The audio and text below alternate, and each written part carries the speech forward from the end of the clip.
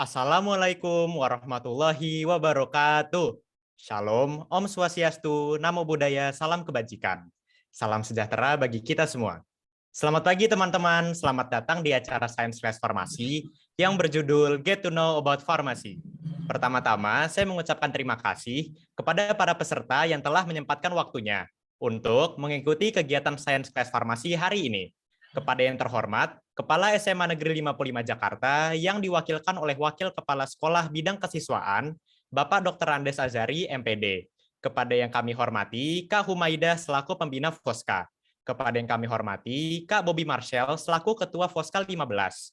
Kepada yang kami hormati, Kak Raffi Suryo Saputro selaku Ketua KIR SMA Negeri 55 Jakarta.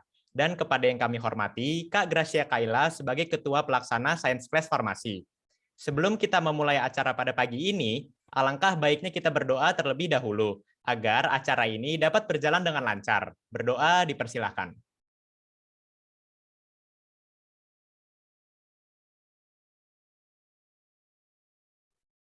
Berdoa selesai. Sebelumnya, izinkan saya memperkenalkan diri. Perkenalkan, nama saya Muhammad Raihan Gustian Habibi dari KIR SMA Negeri 55 Jakarta, bertugas sebagai moderator yang akan memimpin acara kita kali ini. Selanjutnya, saya akan membacakan rangkaian acara pada pagi ini. Adapun rangkaiannya sebagai berikut. 1. Pembukaan. 2. Pembacaan tata tertib. Ketiga, menyanyikan lagu Kebangsaan Indonesia Raya. Keempat, sambutan-sambutan. Kelima, pemaparan materi. Keenam, sesi tanya-jawab. Ketujuh, dokumentasi. Kedelapan, penutup. Kemudian, saya akan membacakan tata tertib selama berlangsungnya acara ini. Dimohon kepada para peserta untuk disimak. Adapun tata tertibnya sebagai berikut. Pertama, dimohon peserta untuk mematikan mikrofon selama pemaparan materi dan hanya diperkenankan untuk menyalakannya saat dipersilahkan oleh moderator. Kedua, jika pada saat pemaparan materi ada yang menginterupsi pemateri tanpa dipersilahkan oleh moderator dan sudah diperingatkan 2 kali, maka untuk yang ketiga kalinya akan dikeluarkan dari room ini. Ketiga, selama pemaparan materi berlangsung, peserta dipersilahkan untuk bertanya di ruang obrolan dan akan dijawab pada sesi tanya-jawab. Keempat, dimohon untuk para peserta mengisi link presensi yang tertera setelah mengisi link kuesioner pada akhir acara untuk mendapatkan e-sertifikat. Sebelum kita beralih ke rangkaian acara berikutnya, mari kita menyanyikan lagu Kebangsaan Indonesia Raya. Peserta dimohon untuk mematikan mikrofon dan menyalakan kamera.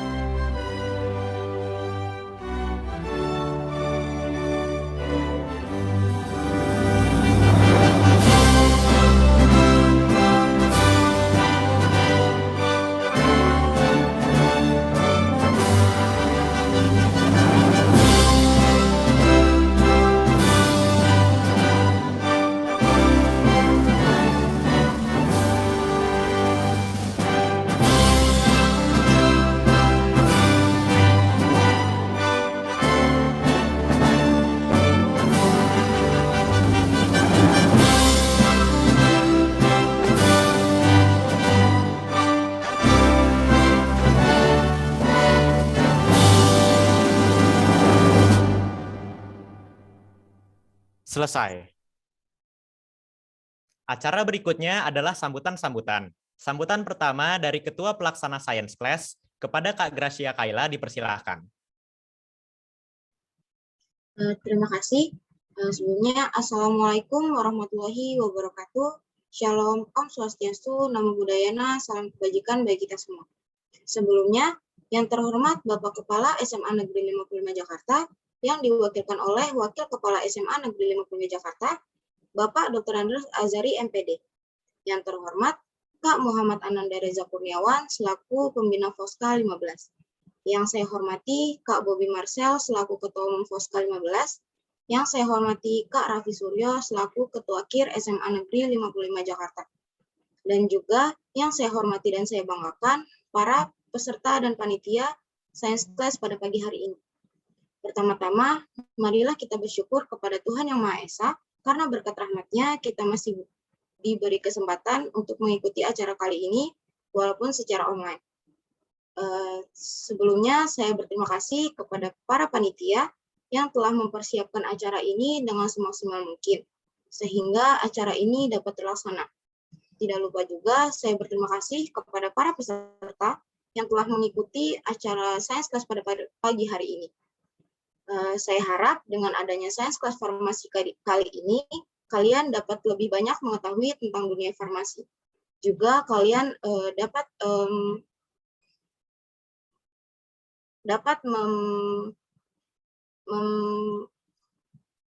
dan juga kalian dapat menikmati acara pada pagi hari ini. Sekian pembukaan dari saya, kurang lebihnya mohon maaf. Wassalamualaikum warahmatullahi wabarakatuh. Waalaikumsalam warahmatullahi wabarakatuh. Terima kasih Kak Gracia Kaila atas sambutan yang diberikan. Selanjutnya, sambutan akan disampaikan oleh Ketua KIR SMA Negeri 55 Jakarta kepada Kak Raffi Suryo Saputro, dipersilakan. Baik, terima kasih moderator atas kesempatannya. Assalamualaikum warahmatullahi wabarakatuh. Shalom, Om Swastiastu, Namo Buddhaya, salam kebajikan, dan salam sejahtera bagi kita semua. Yang terhormat Bapak Kepala SMA 55 Jakarta, yang pada kesempatan kali ini diwakilkan oleh Wakil Kepala Sekolah Bidang Kesiswaan, Bapak Dr. Andreas Azari, MPD. Yang kami hormati Pembina Foska, Kak Humaidah, dan yang kami hormati Ketua Foska 15, Kak Bobi Marcel. Yang kami hormati pula Ketua Pelaksana acara kali ini, Gracia Kaila Sujarwadi, dan teman-teman yang saya banggakan. Pertama-tama, marilah kita panjatkan puji serta syukur kepada Allah, Tuhan Yang Maha Esa, karena dengan berkat dan rahmat-Nya, serta karunia-Nya, kita semua bisa berkumpul di sini dalam keadaan sehat walafiat. Hadirin yang saya banggakan, izinkan saya selaku Ketua KIR SMA 55 Jakarta periode 2021-2022 menyampaikan sedikit sambutan saya pada acara kali ini. Sebelumnya saya mengucapkan banyak terima kasih kepada seluruh hadirin dan peserta yang telah hadir pada acara Science Class Farmasi pagi ini, dan tak lupa juga saya mengucap terima kasih kepada para panitia dan pihak-pihak terkait yang telah membantu pelaksanaan acara kita pada hari ini. Hadirin yang berbahagia, kami mengadakan Science Class Farmasi ini dengan tujuan sebagai wadah dan wujud pelayanan kami kepada seluruh teman-teman KIR yang tertarik di bidang farmasi. Oleh karena itu, kami berharap dengan adanya Science Class ini dapat meningkatkan ketertarikan teman-teman serta pengetahuan yang lebih banyak lagi, terutama dalam bidang farmasi. Hadirin yang berbahagia, kami mohon maaf apabila selama berlangsungnya acara terdapat kekurangan dan kesalahan dalam acara, baik yang disengaja maupun tidak disengaja. Saya berharap para hadirin semua dan peserta bisa menikmati acara Science Class Farmasi ini hingga selesai. Sekian sambutan dari saya. Jika ada kesalahan kata, saya mohon maaf. Wassalamualaikum warahmatullahi wabarakatuh. Waalaikumsalam warahmatullahi wabarakatuh. Terima kasih kepada Kak Raffi Suryo Saputro atas sambutan yang diberikan. Selanjutnya, sambutan dari Ketua Umum Foska kepada Kak Bobi Marcel, saya persilahkan. Oke, sebelumnya terima kasih atas kesempatannya. Izinkan saya untuk mengucapkan salam. Sebelumnya, Assalamualaikum warahmatullahi wabarakatuh. Shalom, Om Swastiastu, Namo Buddhaya, salam kebajikan bagi kita semua.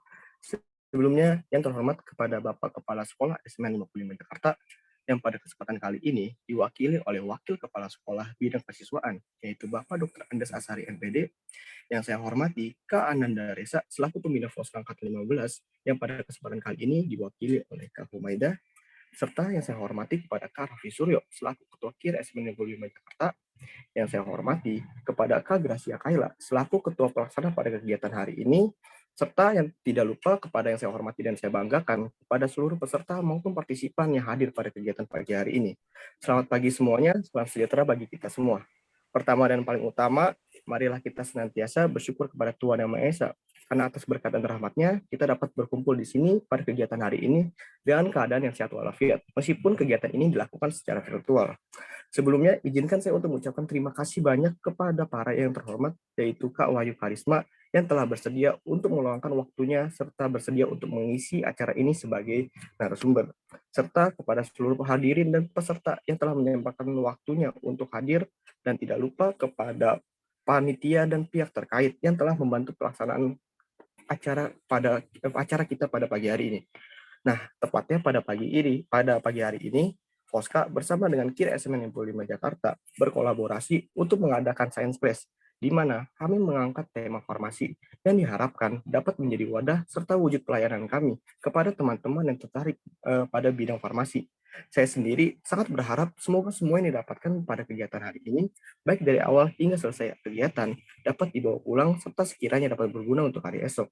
Dan apabila dalam pelaksanaan terdapat banyak kekurangan, mohon dimaafkan karena bagaimanapun kami semua hanyalah seorang manusia biasa yang tidak luput dari salah maupun dosa.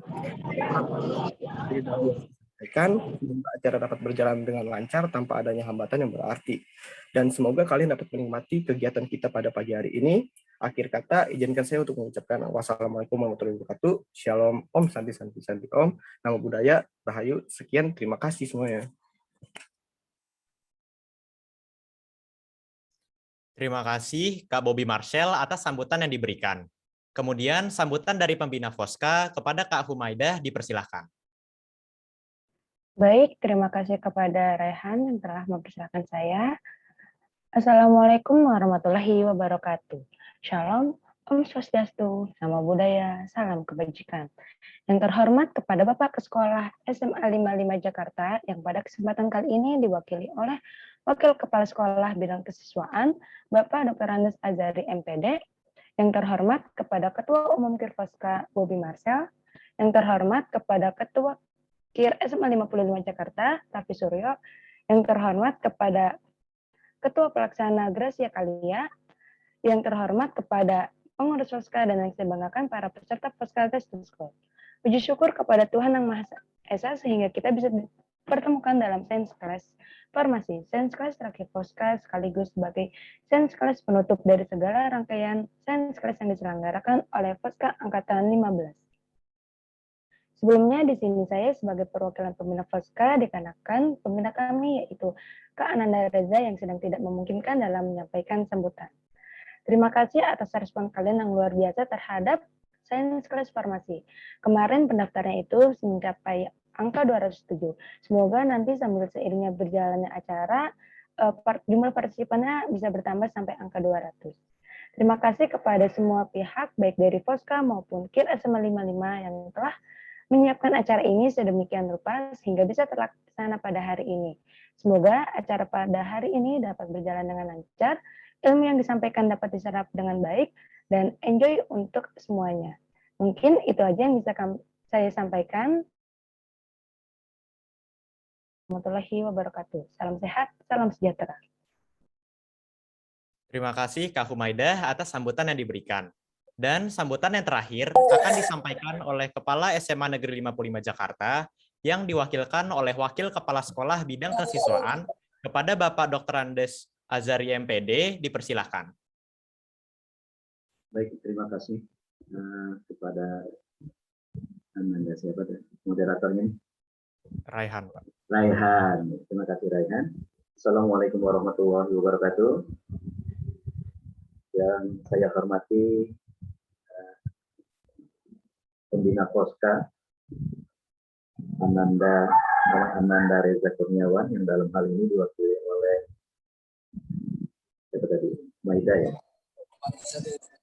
Kemudian Ketua Foska, mohon maaf saya juga harus baca lagi karena masih belum familiar di saya.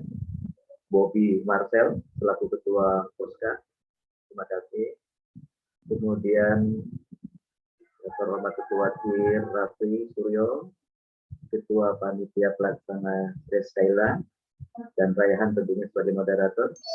Dan yang tidak kalah pentingnya adalah bagi peserta webinar pada siang hari ini, yang sama-sama kita diberikan kesehatan untuk mengikuti ini.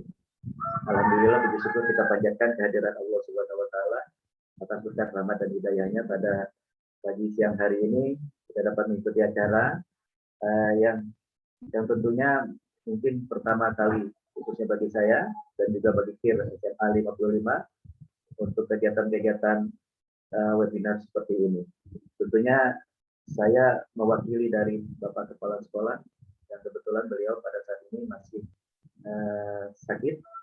Kemudian juga pembina KIR yang kebetulan saat ini juga ada kegiatan yang tidak bisa ditinggalkan. Sehingga salam dari Bapak Kepala Sekolah dan tentunya pembina yang sudah seringkali komunikasi dengan khususnya Rafi selaku Ketua KIR agar kegiatan ini dapat terlaksana dengan baik. Menurut laporan, kegiatan ini hampir mencapai angka 200 dan dilihat di partisipan itu sekitar 160-an.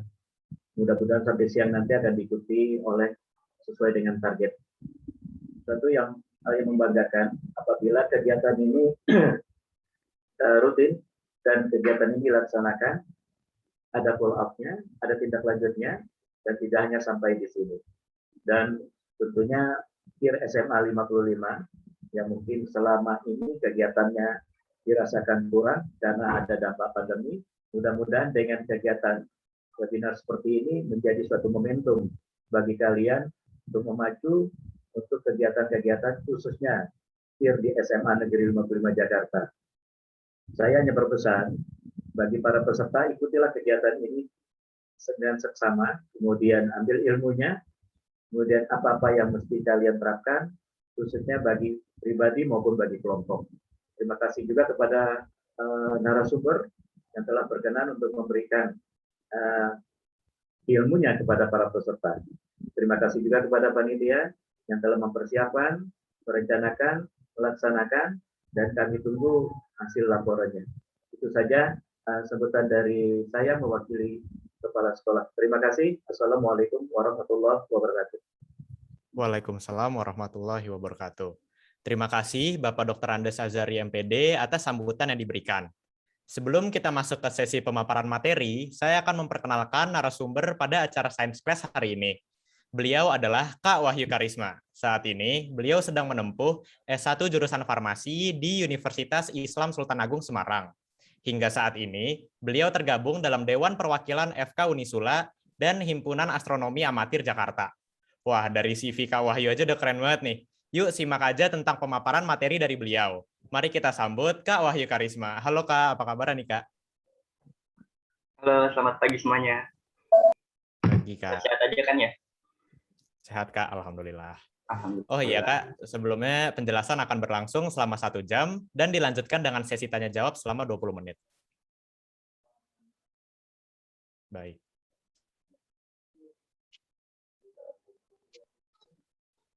Baik, untuk Kak Wahyu Karisma, dipersilahkan.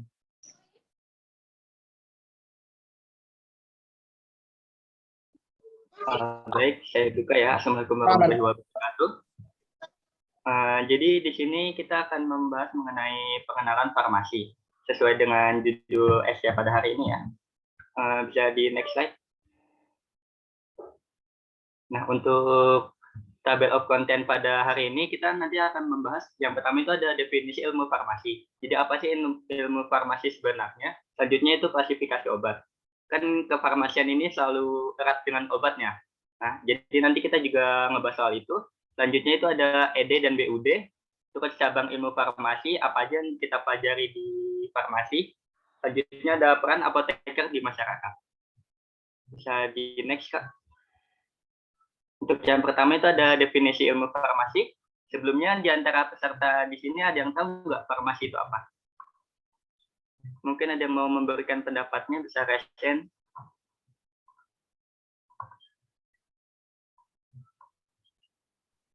Farmasi itu kayak obat-obatan gitu nggak sih Kak? Setahu aku. Ya, jadi kurang lebih kayak gitu ya. Bisa di next slide. Jadi farmasi itu diambil dari kata farmasi, kata bahasa Inggris ya. Farmasi yang diambil dari pharmakon, bahasa Latin, yang mana artinya itu obat. Bisa di next lagi. Jadi, farmasi itu adalah sebuah ilmu yang mempelajari bagaimana cara kita membuat, mencampur, meracik formulasi obat, mengidentifikasi, mengkombinasikan, menganalisis, menstandarisasi pembakuan obat, serta pengobatannya termasuk sifat-sifat obat dan distribusinya. Nah, jadi di farmasi itu kita nanti bakal mempelajarin buatnya obat ini tuh gimana sih, cara nyampurnya gimana, terus kalau misalkan kita dapat resep itu bikinnya gimana, terus meracik formulasi obat itu, kita kayak misalkan ada pasien datang nih, nah nanti kita menentukan formulasi obatnya yang buat si pasiennya ini gimana. Untuk identifikasinya itu misalkan kita mau mengidentifikasi suatu obat, nah itu kandungannya ada apa aja. Nah terus kombinasinya ini sama kayak yang tadi ya. Jadi untuk mengkombinasikan beberapa obat yang mana itu sesuai dengan kebutuhan dari pasiennya. Untuk analisis dan standarisasi pembakuan itu seperti kayak jadi sebelum obat itu dibuat, bahan bakunya itu udah harus distandarisasi dulu. Nah, fungsinya buat apa? Jadi pas satu nanti kita buat itu bahan-bahan yang kita gunakan itu udah sesuai gitu dengan apa yang kita inginkan, dan hasilnya nanti diharapkan bisa sesuai dengan yang ditujukan itu hasilnya seperti apa. Terus pengobatan ini berkaitan dengan terapi ke pasien, jadi pengobatannya gimana, terus cara penggunaannya gimana, seperti itu. Terus sifat-sifat obat dan distribusinya itu kayak setiap obat yang mempunyai distribusinya masing-masing ya, dan sifatnya masing-masing. Ada yang obat yang diserapnya itu di lambung, ada yang diserapnya di usus. Nah itu jadi kita perlu memperhatikan itu juga. Bisa di next, Kak. Nah selanjutnya ini penggolongan obat. Ada yang tahu obat itu apa? Maaf Kak, obat itu menurut saya benar nggak sih Kak, merupakan suatu jenis tablet atau makanan gitu yang digunakan untuk mengobati orang? Nah iya, jadi kurang lebih seperti itu. Jadi kan umumnya kan obat itu adalah suatu zat yang kita gunakan untuk mengobati suatu makhluk hidup ya, suatu pasien. Jadi suatu zat aktif yang digunakan untuk mendiagnosis suatu penyakit. Bisa di next slide, Kak. Nah, jadi untuk pengertian dari obat sendiri itu suatu bahan atau paduan bahan yang dimaksudkan untuk menetapkan diagnosa, mencegah, mengurangkan, menghilangkan, dan menyembuhkan penyakit atau gejala penyakit, luka atau kelainan badania dan rohania pada manusia dan hewan, ataupun bisa juga memperelok badan dan bagian badan manusia. Nah, jadi untuk obat sendiri itu bisa kita gunakan buat menetapkan diagnosa, kita bisa untuk mencegah atau mengurangi atau bahkan menghilangkan dan menyembuhkan penyakit. Terus ada juga luka dan kelainan badan dan rohania, terus juga ada memperelok badan dan bagian badan manusia. Untuk yang memperelok badan dan bagian badan manusia ini, contohnya itu kayak kosmetik ya. Soalnya kosmetik itu termasuk ke dalam obat-obatan juga. Bisa di next slide, Kak.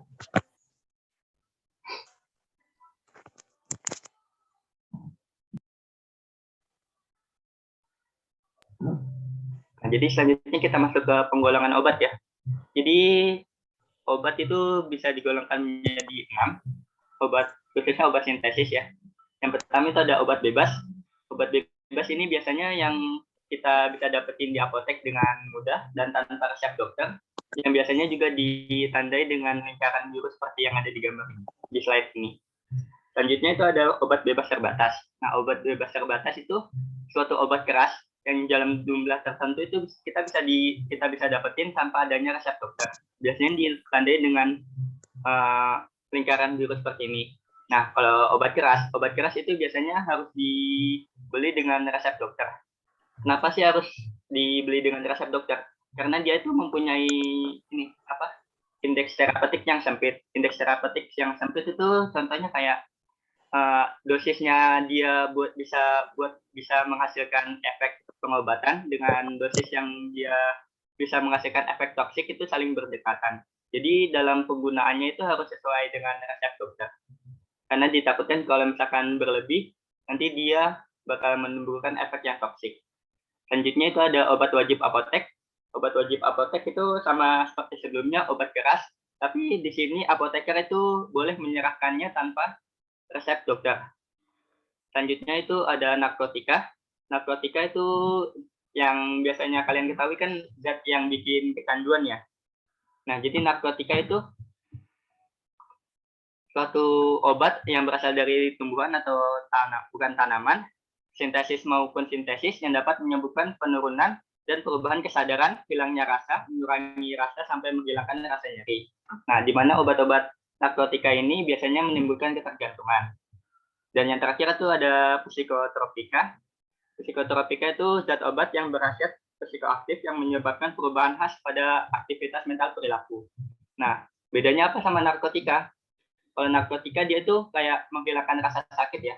Jadi biasanya narkotika itu kita gunakan untuk menghilangkan rasa sakit, sedangkan psikotropika itu fungsinya dia mempengaruhi susunan saraf pusat, jadi menyebabkan perubahan aktivitas mental dan perilaku. Jadi dia mempengaruhi sifat dan perilaku seseorang.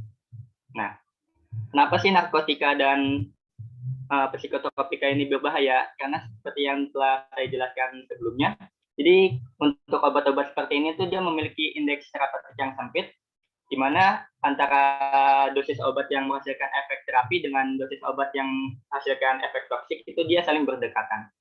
Sehingga penggunaannya itu harus disesuaikan dan dihitung dengan baik-baik. Terus juga biasanya untuk obat-obat narkotika dan psikotropika ini pencatatannya itu harus detail ya. Kayak yang menerima siapa, pasiennya siapa, terus dokternya yang memberikan itu siapa. Soalnya nanti biasanya kalau di apotek itu setiap sebulan sekali nanti kan adakan pencatatan gitu, pelaporan dari obat-obatannya tersebut. Saya di next ya. Nah, selanjutnya ini ada obat herbal. Kalau tadi kan obat sintesis ya. Nah, sini obat herbal. Jadi obat herbal itu terbagi menjadi 3. Yang pertama ada jamu, yang kedua ada obat herbal tersandar, dan yang ketiga itu ada fitofarmaka. Nah, jamu itu apa?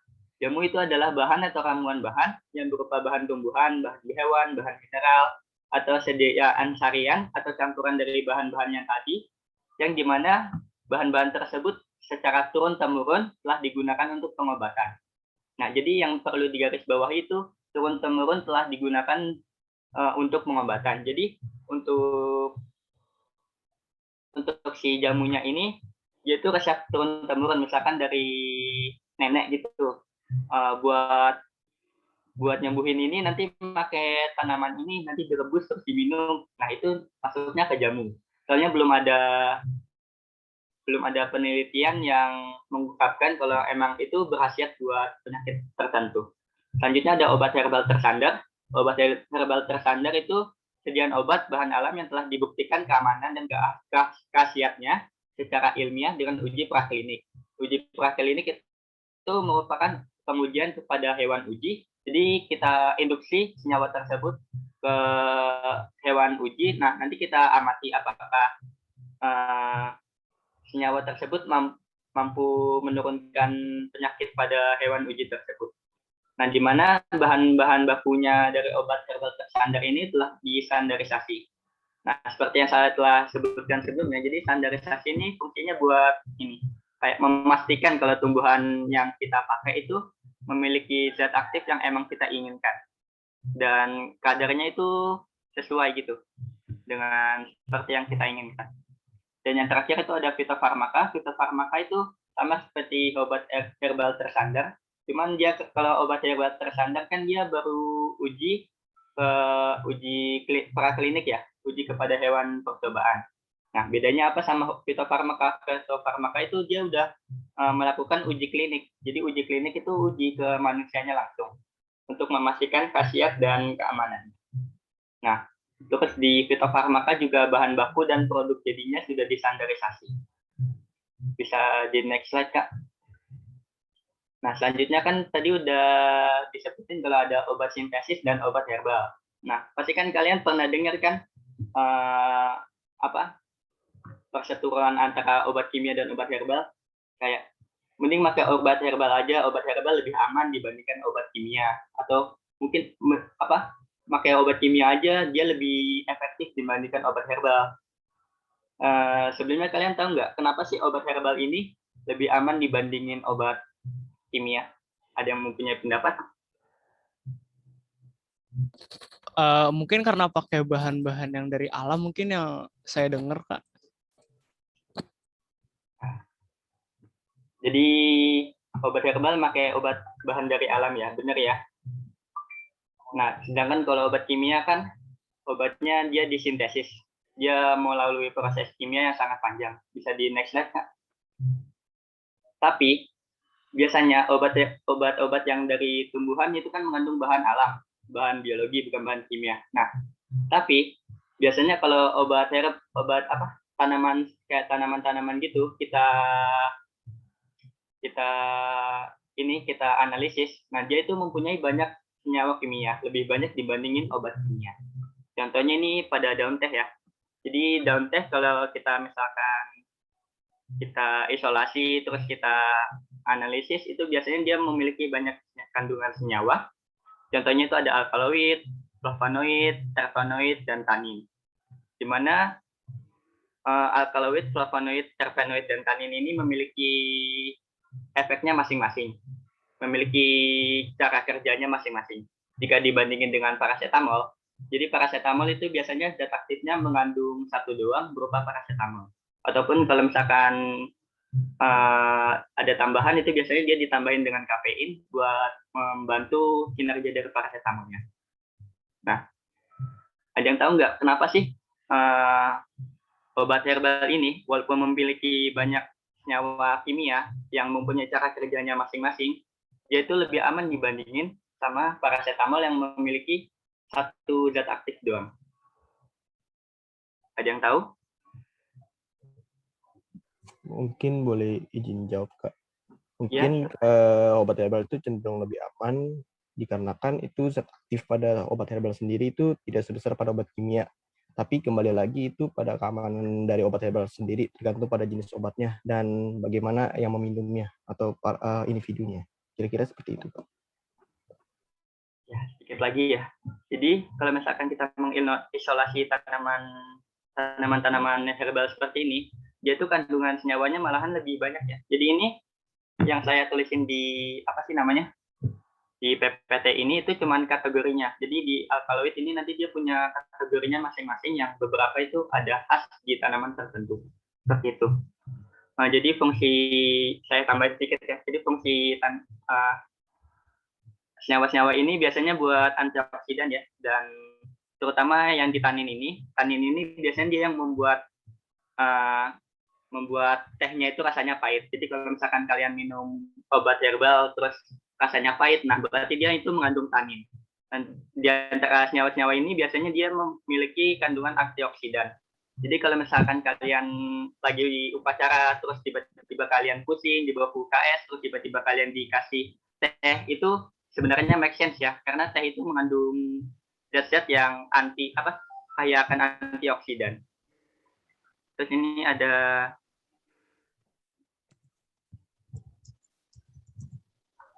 saya selesaiin ini dulu ya, ada pertanyaan di kolom komentar. Jadi kenapa sih obat herbal itu dia memiliki keamanan yang lebih tinggi dibandingkan obat paracetamol seperti yang saya sebutkan sebelumnya? Jadi senyawa-senyawa ini yang saya tuliskan di PPT itu mempunyai cara kerjanya masing-masing. Nah, cara kerjanya masing-masing. Pastikan nggak semuanya cara kerjanya itu dia sinergis ya. Kayak satu dengan sama lain itu sejalur atau saling bantu-membantu. Pasti ada suatu senyawa yang fungsinya itu berlainan dengan senyawa lain. Jadi dia fungsinya itu menghambat dari fungsi senyawa lain. Nah, itulah kenapa dia obat herbal itu lebih aman. Misalkan ada senyawa yang efeknya itu dia bisa mempercepat aliran darah. Nah, sedangkan di sisi lain ada senyawa juga yang dia itu memperlambat aliran darah. Jadi efek dari satu senyawa di tanaman itu dihambat oleh senyawa lain yang terdapat di tanaman itu. Berbeda dengan paracetamol yang dia cuma punya satu senyawa yang berarti cuma punya satu ini kan ya, satu cara kerja. Nah, itulah kenapa bahan herbal ini dia lebih aman dibandingin dengan obat kimia. Nah, tapi kekurangannya obat herbal itu dia efektivitasnya lama dibandingin dengan obat sintesis atau obat kimia. Karena dia itu kalau obat kimia kan dia seperti yang saya telah sebutkan sebelumnya, kalau dia cuma mempunyai satu senyawa, jadi kan dia nggak ada yang mengganggu aktivitas kerjanya. Sedangkan kalau untuk tanaman herbal itu dia mempunyai beberapa senyawa yang terkadang ada senyawa yang bersifat antagonis atau menghambat dari kinerja senyawa yang lainnya. Bisa di next, Kak. Selanjutnya kita masuk ke ED dan BUD. Bisa di next lagi. Nah, pasti kalian udah ngerti ya ED itu apa. ED itu apa? Biasanya kan di makanan-makanan kan biasanya ada tulisannya kan ya ED sampai kapan, expired date. Nah, jadi expired date itu dia menggambarkan batas waktu penggunaan produk setelah diproduksi oleh pabrik farmasi sebelum kemasannya dibuka. Bedanya sama BUD itu apa? Kalau BUD dia itu batas waktu penggunaan produk obat setelah diracik atau disiapkan atau setelah kemasan primernya dibuka atau dirusak. Jadi contohnya itu misalkan kalian beli obat. Nah, obatnya itu masih bentuk kemasan seperti ini. Jadi kan dia belum dibuka. Nah, jadi dia itu makanya expired date. Nah, sedangkan kalau misalkan kalian udah dibuka, udah dipakai nih ya. Udah dibuka, nah dia itu masuknya ke BUD atau beyond use date. Kenapa sih Kak ada beda gitu antara ED dengan BUD? Kan karena jadi itu dia kan obat itu kan mengandung bahan-bahan kimia ya. Nah, biasanya itu bahan-bahan kimia itu sensitif dengan lingkungan. Kayak kalau misalkan kalian udah buka gitu kan pasti kan berkontak langsung dengan udara, berkontak langsung dengan cahaya. Nah, jadi itu ditakutkan akan ada mikroorganisme yang mempengaruhi mengkontaminasi dari sediaan tersebut. Bisa di next, Kak. Nah, selanjutnya itu ada ED dan BUD itu menentukan batasan waktu di mana suatu produk obat masih berada di keadaan dalam stabil. Nah, di mana suatu obat dikatakan stabil bila memiliki karakteristik kimia, fisika, mikrobiologi, terapeutik, dan toksikologi yang tidak berubah dari spesifikasi yang telah ditetapkan. Jadi kalau misalkan obat masih stabil itu, dia mempunyai karakteristik kimia, fisika, mikrobiologi, terapeutik, dan toksikologi yang sama, yang tidak berubah. Itulah kenapa ED dan BUD itu sangat penting ya kalau penggunaan itu. Nah, pasti kan beberapa di antara kalian pernah nih, lagi pakai skincare atau lagi pakai apa gitu, terus tiba-tiba kok ED-nya udah lewat, tapi masih bagus nih sediaannya, terus masih tetap kalian pakai kan biasanya. Nah, itu sebenarnya jangan ya, itu nggak boleh.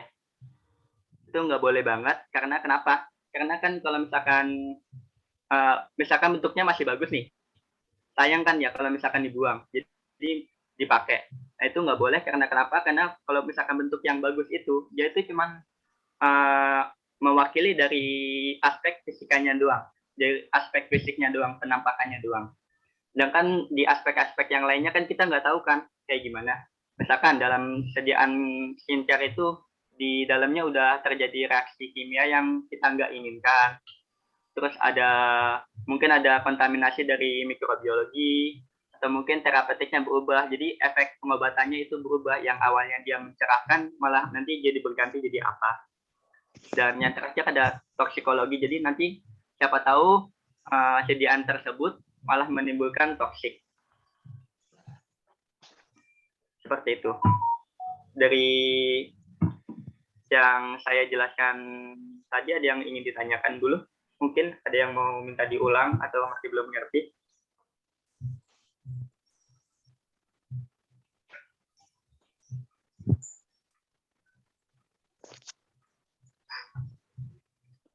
Ini ada pertanyaan dari Bobby Marcel. Permisi Kak, izin bertanya apakah jika orang sudah terbiasa meminum obat, lama-kelamaan obat itu tidak akan berfungsi lagi dan harus diberikan atau diganti obat yang kadarnya lebih kuat yang diterima dari sebelumnya. Nah, biasanya obat-obat yang mengalami resistensi ini, itu dia itu penggunaannya tidak sesuai. Jadi tidak sesuai gimana? Jadi dia itu kepatuhan minum obatnya kurang. Jadi dia minum obatnya misalkan 3 hari sekali. Nah, dia itu minum obatnya cuma 2 hari, terus 2 kali, terus besoknya cuma sekali doang. Nah, kalau kayak gitu kan kumannya yang ada di bakteri ataupun kuman yang ada di dalam tubuh kan dia nanti beradaptasi dengan senyawa tersebut kan, karena dia tidak terbunuh dengan obat yang kita gunakan karena penggunaannya itu nggak sesuai dengan dosis yang diharuskan. Nah, jadi nanti dia bakal menimbulkan efek resistensi. Biasanya ini kalau kayak gini tuh di antibiotik ya. Jadi makanya biasanya kalau kita dikasih antibiotik itu karena harus kita habisin walaupun kita udah nggak sakit, karena kalau misalkan kita nggak dihabisin, bakterinya masih bersisa, nanti bakterinya itu bakal berevolusi, yang mana kalau kita kasihin lagi dengan dosis yang sama, dia itu udah nggak mempan lagi. Itu sudah menjawab kah pertanyaannya? Sudah, Kak. Terima kasih, Kak. Ya, bisa di next, Kak. Mohon maaf, Kak, memotong. Nanti ada sesi tanya jawab tersendiri, Kak. Jadi kalau ada pertanyaan bisa disimpan dan dijawab nanti, Kak. Terima kasih. Terima kasih. Mas, selanjutnya ini ada obat racikan. Obat racikan itu kayak apa sih? Jadi obat racikan itu biasanya obat yang kita dapetin dari apotek atau dokter yang bentukannya racikan gitu, kayak obat serbuk, obat puyur gitu-gitu. Nah, di sini ada penetapan BUD dari obat racikan. Jadi misalkan kalian dikasih obat yang mengandung air, obat formulasi oral yang mengandung air. Contohnya itu kayak obat sirup gitu-gitu. Jadi itu BUD-nya itu dia nggak boleh digunakan lebih dari 14 hari jika disimpan dalam suhu dingin. Nah, sedangkan kalau formulasi cair atau semi padat yang digunakan pada topikal itu digunakan di kulit ya. Itu kayak misalkan kalian ke dokter terus dikasih krim, dikasih salep yang bentukannya racikan, jadi itu dia nggak boleh lebih dari 30 hari. Nah, sedangkan formula yang tidak mengandung air, jadi kayak formula puyer gitu-gitu, itu tidak boleh lebih dari 25% dari ED-nya, expired date-nya. Biasanya ini kalau misalkan kalian dikasih obat puyer, terus kan kita kan nggak bisa ngeliat kan ED-nya berapa. Nah, itu biasanya bisa ditanyain ke dokter ataupun apotekernya masing-masing. Nah, tambahan. Jadi kan ini kan ada sediaan, jadi sediaannya itu kan ada sediaan cair, ada sediaan padat, ada sediaan semi padat. Nah, terus ada satu lagi, sediaan steril. Nah, sediaan steril ini apa? Sediaan yang jadi itu sediaannya steril dan penggunaannya itu steril gitu. Contohnya tuh yang biasa kita pakai itu ada tetes mata. Nah, karena tetes mata ini sediaan steril, jadi dia setelah dibuka itu penggunaannya nggak boleh lebih dari 30 hari. Dan juga penggunaan obat tetes mata itu biasanya untuk satu tetes obat tetes mata itu cuma bisa digunakan oleh satu orang. Kalau bisa malahan kalau kalian pakai obat tetes mata itu, kalian bisa cuman ini doang, satu bagian mata doang. Karena kenapa? Sakit. Nah, terus kalian tetesin juga ke sebelahnya. Nah, biasanya nanti itu malah nular ke mata sebelahnya. Karena kan kelas 1 kita tetesin kan takutnya dia berkontak dengan bakteri yang ada di mata kita. Jadi si sediaannya itu terkontaminasi, terus waktu kita tetesin ke mata kita yang sebelahnya, jadi mata sebelah kita malah ikut terkontaminasi. Gitu juga kalau misalkan obat tetes mata yang kita gunakan itu dipakai dengan orang lain. Jadi takutnya itu bakal nyebar gitu loh. Nah, bisa di next, Kak. Nah, jadi kita masuk ke ruang lingkup farmasi. Jadi di ruang lingkup farmasi ini tuh kayak apa aja sih yang kita pelajarin di farmasi? Di next, Kak.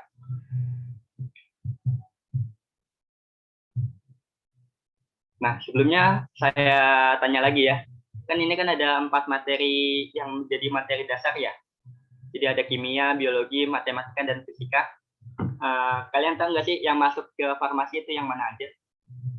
Mungkin bisa ditulis di kolom chat kalau misalkan malu buat open mic, nggak apa-apa. Maaf Kak, kimia nggak bener nggak Kak? Kalau kimia Ya, kimia masuk. Terus ada lagi? Mungkin biologi, Kak. Ya, biologi juga masuk. Ada lagi? Kimia, biologi. Matematika. Ada yang jawab semua juga. Ayo yang lain. Semua. Kimia dan biologi, Kak. Semuanya, Kak.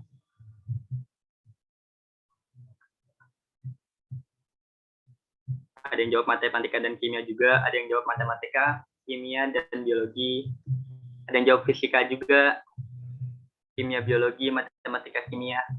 Ya.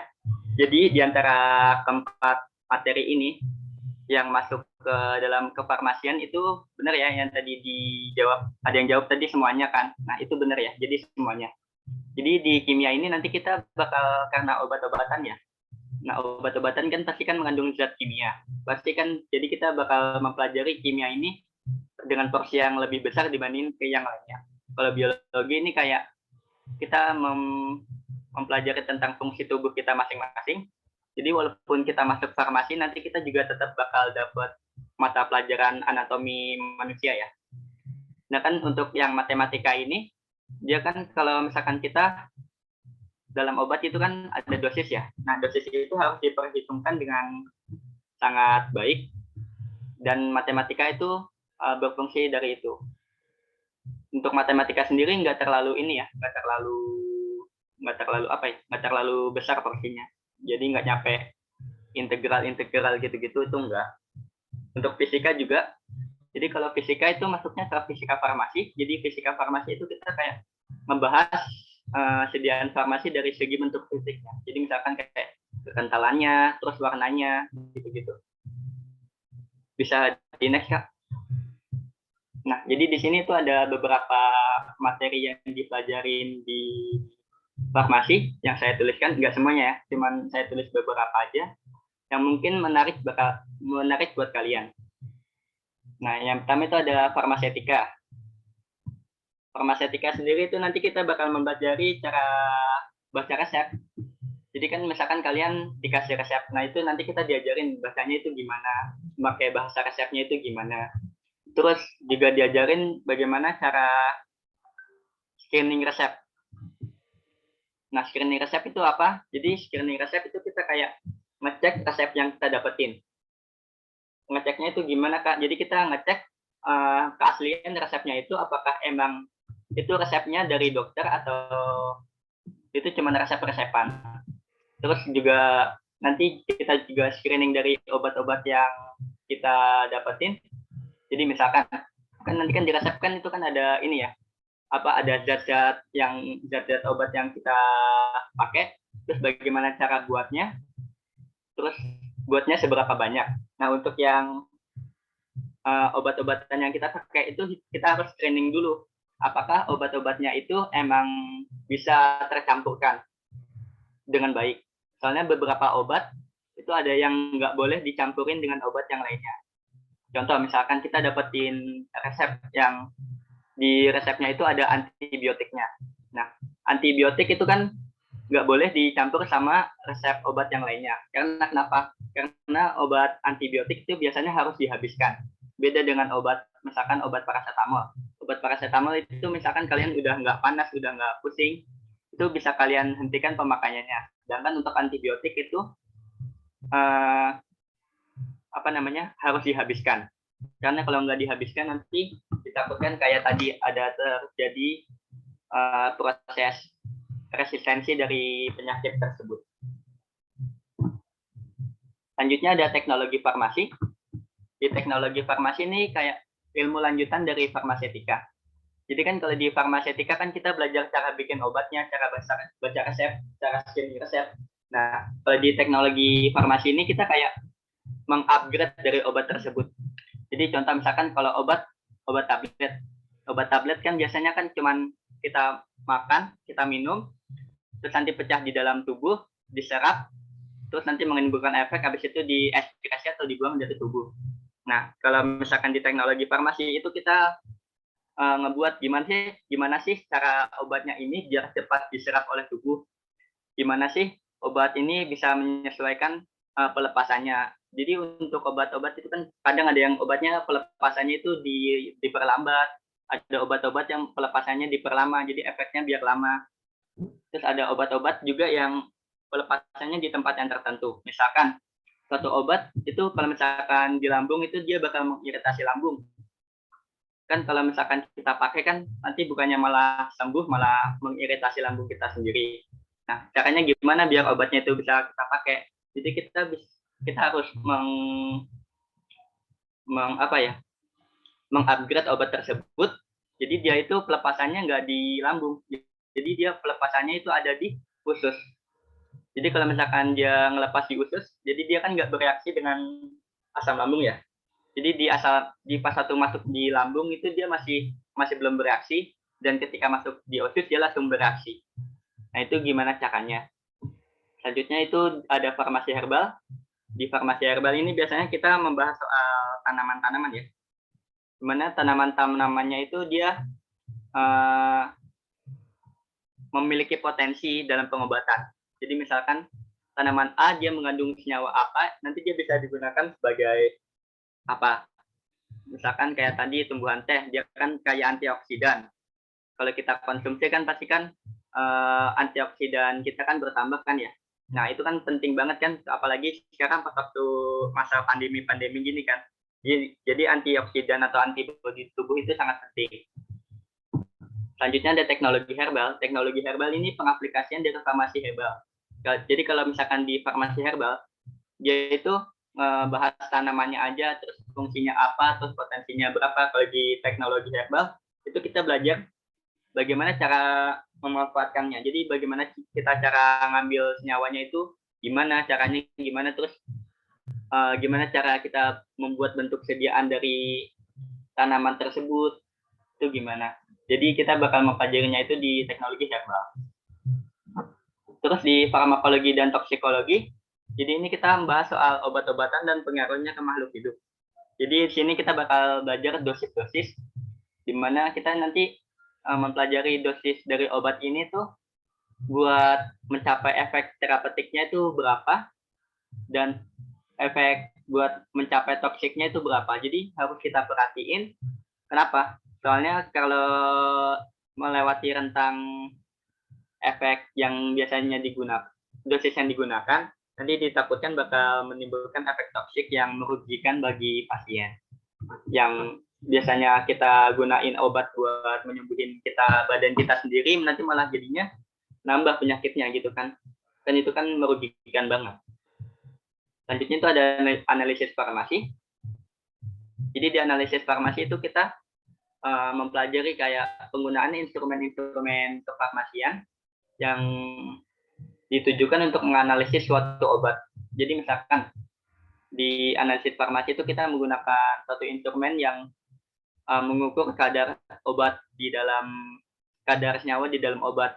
Jadi misalkan di obat tablet A, nanti isinya apa aja, kadarnya sesuai atau enggak. Nah, seperti itu. Kenapa sih kadar obat itu harus diperhatikan? Karena itu dia misal kalau kadarnya ngelebihin dari yang ditetapkan, nanti kan dia bakal melewati efek terapeutiknya kan ya, efek pengobatannya. Nah, ditakutkan dia nanti menimbulkan efek toksik seperti yang saya jelaskan tadi. Terus ada farmakokinetika. Farmakokinetika ini turunan dari farmakologi, di mana farmakokinetika itu dia bakal mempelajarin bagaimana sih jalan hidup suatu obat dari kita konsumsi, terus obatnya itu diserap oleh tubuh, didistribusikan ke seluruh tubuh sampai menimbulkan efek, terus sampai obatnya itu dikeluarin lagi dari tubuh. Itu nanti kita bakal belajar itu di farmakokinetika. Selanjutnya itu ada farmakodinamik, di mana farmakodinamik ini juga termasuk pecahan dari farmakologi. Kalau farmakokinetika kan tadi kan kita mempelajari bagaimana jalan hidup dari suatu obat. Nah, kalau di farmakodinamik ini, kita mempelajari efek dari obat tersebut. Jadi suatu obat ini dia bakal menghasilkan efek apa. Terus jika dibandingin dengan obat lain itu apakah efeknya dia sinergis ataupun antagonis, kebalikan. Jadi dalam penggunaan obat itu hal tersebut juga kita harus perhatikan ya. Jangan sampai kalau kita mengkombinasikan obat, nah ternyata obatnya itu malah bereaksi dengan reaksi yang tidak sinergis atau antagonis. Jadi kan malah menurunkan efek dari obat yang pengen kita pakai. Selanjutnya itu ada farmakoterapi. Jadi juga termasuk materi dari farmakologi, di mana mempelajari tentang penanganan penyakit melalui pengobat-obatan. Jadi di farmakoterapi ini nanti kita mempelajari kayak penanganan penyakit pasien. Jadi misalkan ada pasien datang ke apotek kita. Nah, keluhannya apa? Misalkan keluhannya itu dia pilek. Terus nanti itu kita belajar gimana cara kita milih obatnya itu obat apa. Terus disesuaikan dengan pasien kita. Terus cara penggunaannya gimana? Terus yang diperhatiin apa aja yang nggak boleh dilakukan dalam pengkonsumsian obat itu apa aja. Nah, jadi di materi-materi ini itu biasanya kalian dapetin di semester 1 sampai semester 6. Nah, biasanya kalau di semester akhir-akhir kalian bakal dapat modul peminatan atau materi peminatan. Itu contohnya kayak farmasi industri. Jadi farmasi industri itu nanti kalian bakal mempelajarin kayak hal-hal apa aja sih yang biasanya ada di industri farmasi. Terus ada farmasi klinik. Jadi farmasi klinik ini cocok buat kalian yang pengen kerja di rumah sakit ya. Jadi untuk pengaplikasian dari farmasi klinik nanti dia bakal di rumah sakit. Selanjutnya itu ada farmasi komunitas. Farmasi komunitas itu yang biasanya terjun langsung ke masyarakat. Yang kayak di apotek-apotek itu biasanya nanti dia ngambilnya di farmasi komunitas ini. Selanjutnya, di antara ketiga itu juga ada materi lain. Contohnya itu kalau misalkan kalian suka sama skincare, suka sama kosmetik gitu kan, terus tiba-tiba kepengen, nanti pas aku udah gede mau bikin kosmetik baru, nah itu kalian bisa masuk ke farmasi kosmetik. Jadi di farmasi kosmetik itu dia mempelajari bagaimana cara kita membuat kosmetik gitu-gitu. Terus ada juga farmasi forensik. Farmasi forensik ini contohnya itu kayak yang dulu pernah viral itu loh, yang kata kopi sianida. Nah, jadi itu farmasi forensik itu dia bakal mempelajari kayak penanganan dari kasus-kasus yang menggunakan bahan-bahan obat atau bahan-bahan kimia. Selanjutnya tuh ada farmasi kelautan. Nah, kenapa sih Kak farmasi kok nyampe kelautan gitu? Nah, jadi di farmasi kelautan ini kita mempelajari tentang tumbuhan-tumbuhan laut, misalkan kayak alga atau ganggang gitu-gitu, mengenai potensinya. Bagaimana potensi tumbuhan-tumbuhan laut itu bila digunakan sebagai bahan obat atau bahan herbal yang seperti yang telah saya sebutkan sebelumnya. Terus ada farmasi lingkungan. Farmasi lingkungan ini dia mempelajari tentang dampak senyawa-senyawa kimia itu terhadap lingkungan. Kurang lebih ini farmasi lingkungan kurang lebih sama kayak kimia lingkungan dia. Jadi dia mempelajari dampak dari obat-obat senyawa-senyawa yang dihasilkan dari pabrik obat itu terhadap lingkungannya. Atau mungkin kalian pengen masuk farmasi tapi lebih pengen ke ini hewan-hewan. Nah, kalian bisa masuk ke farmasi veteriner. Jadi farmasi veteriner itu dia bakal mempelajari kayak dosis buat hewan itu berapa, terus penanganannya gimana. Kalau tadi kan kita mempelajari tentang pasiennya itu pasien manusia. Dan di veteriner itu kalian bakal mempelajari kalau misalkan pasiennya itu hewan. Itu penanganannya gimana. Atau mungkin kalian mau masuk farmasi tapi nggak mau hitung-hitungan atau susah di kimianya. Kalian bisa ambil farmasi ekonomi. Jadi farmasi ekonomi itu kita mempelajari farmasi secara keekonomiannya. Jadi biasanya di aplikasinya itu di apotek gitu. Jadi kita bagaimana kayak menentukan harga suatu obat, terus bagaimana obat ini bisa laku di pasaran itu gimana, seperti itu. Bisa di next, Kak.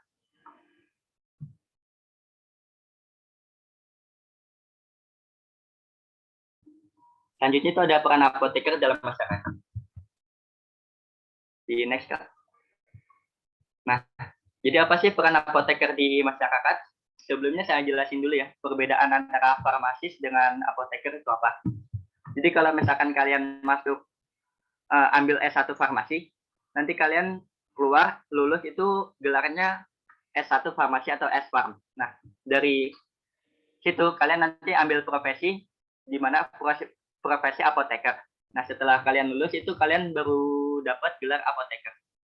Jadi, sama seperti dokter ya, kalau dokter kan biasanya kayak PSPK dulu kan ya. Terus habis lulus nanti dia baru ambil profesi dokter. Nah, itu sama seperti mereka, kita juga dari S1 farmasi perlu ngambil ke profesi apoteker. Selanjutnya itu perannya itu apa sih apoteker di masyarakat? Yang pertama itu kita harus pengendalian mutu sediaan farmasi. Kenapa sih sediaan farmasi itu mutunya harus dikendalikan? Karena ini tuh kita kendalikan biar efek dari sediaan obat itu seperti yang kita inginkan. Jadi kan karena kita kan bekerja buat menaikkan kualitas hidup masyarakat kan ya. Nah, jadi mutu dari sediaan farmasi ini harus diperhatikan gimana jangan sampai sediaan farmasi ini dia memiliki mutu yang jelek. Nanti bukannya menyembuhkan, nanti malah nambah penyakitnya. Kan kasihan kalau kayak gitu. Selanjutnya ada pengamanan, pengadaan, penyimpanan, pendistribusian, dan penyaluran obat. Biasanya ini di bidang industri ya. Jadi itu bagaimana kita pengadaan sediaan obatnya itu, penyimpanannya gimana, dan pendistribusian, penyalurannya obat itu. Jadi kita menyalurkan obat-obat ke apotek-apotek yang ada di masyarakat.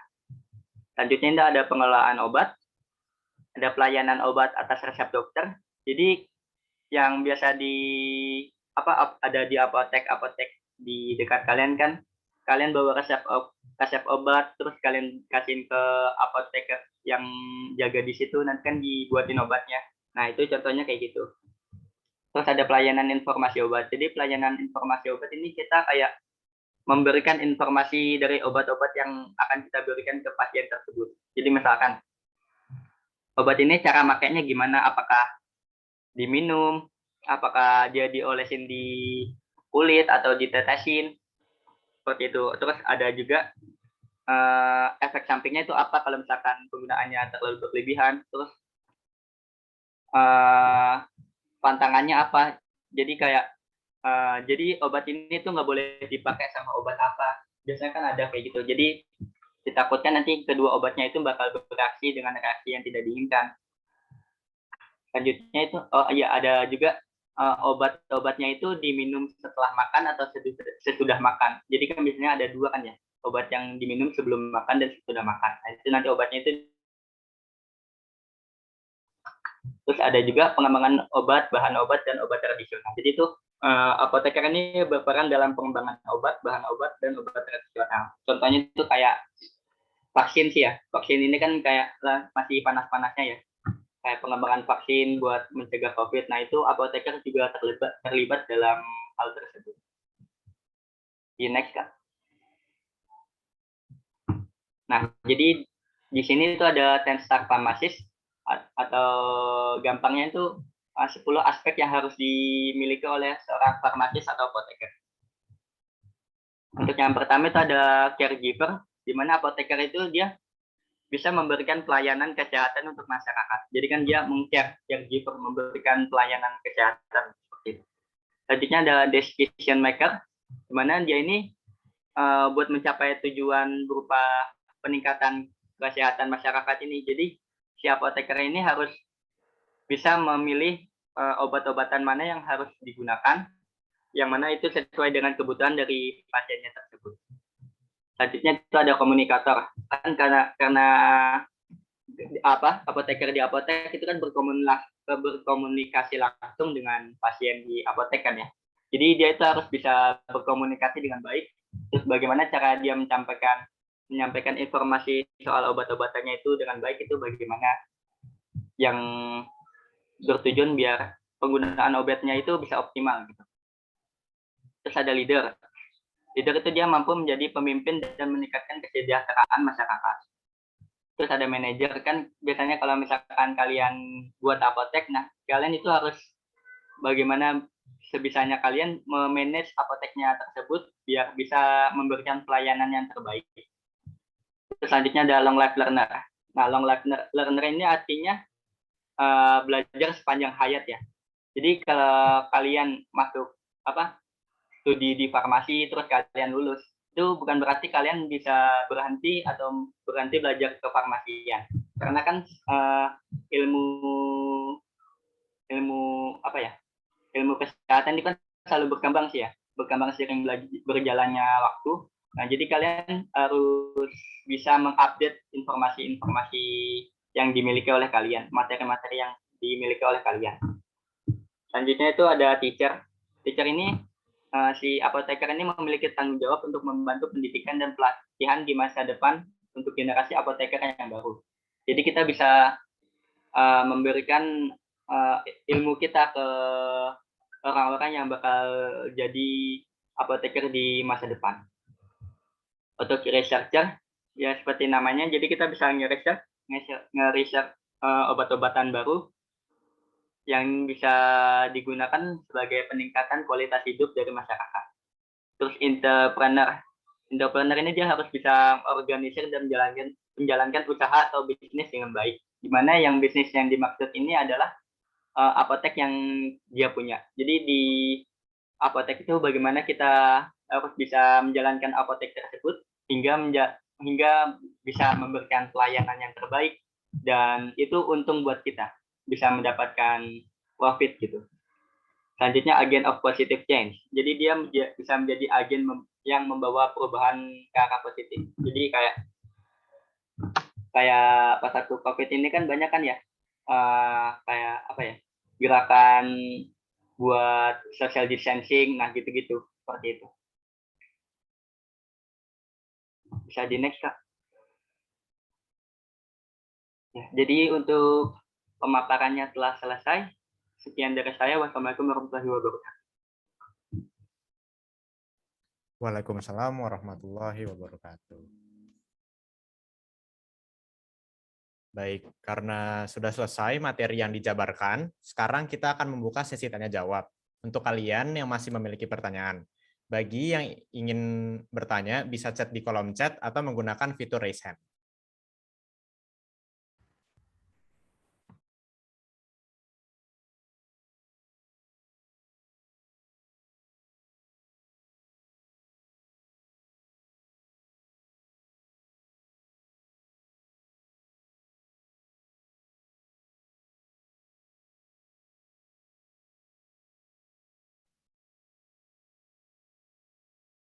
Untuk Kak Rafifa Alia, apakah bisa open mic dan membacakan pertanyaannya?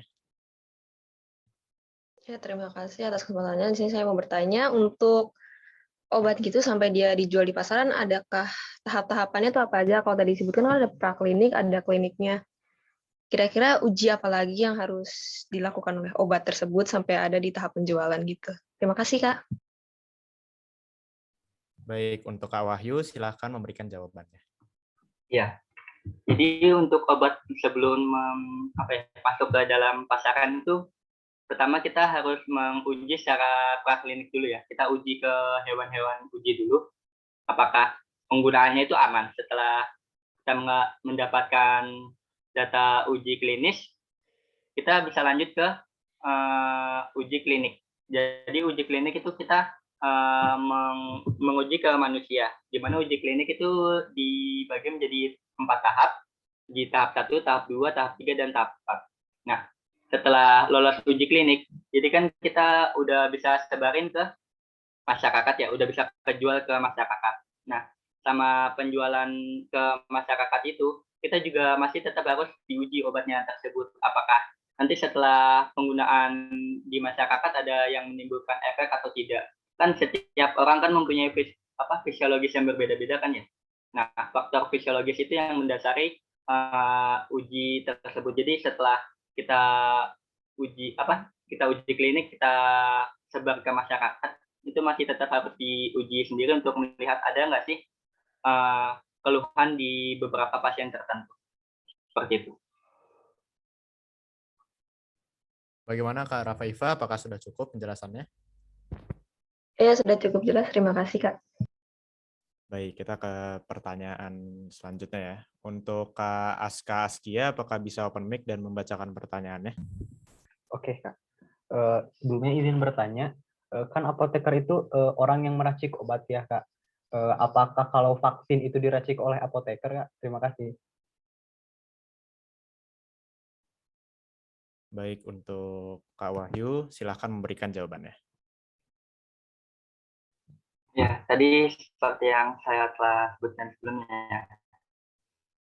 Jadi untuk vaksin sendiri itu apoteker juga berperan dalam pengembangannya. Jadi kan untuk vaksin kan obat sih ya. Nah, jadi obat itu pasti kan dibuat di pabrik obat. Nah, kalau pabrik obat pasti kan apoteker berperan langsung dalam pengembangannya. Jadi kayak gimana sih obat ini bisa membunuh si COVID-nya ini tuh gimana. Terus mekanisme kerjanya itu gimana biar dia bisa membunuh si COVID-nya. Jadi untuk apoteker itu tetap berperan langsung dalam pembuatan suatu sediaan obat.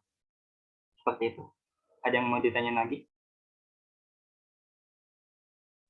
Kak, terima kasih jawabannya. Baik, kita ke pertanyaan selanjutnya ya. Untuk Kak Iftitah, bisa open mic dan membacakan pertanyaannya.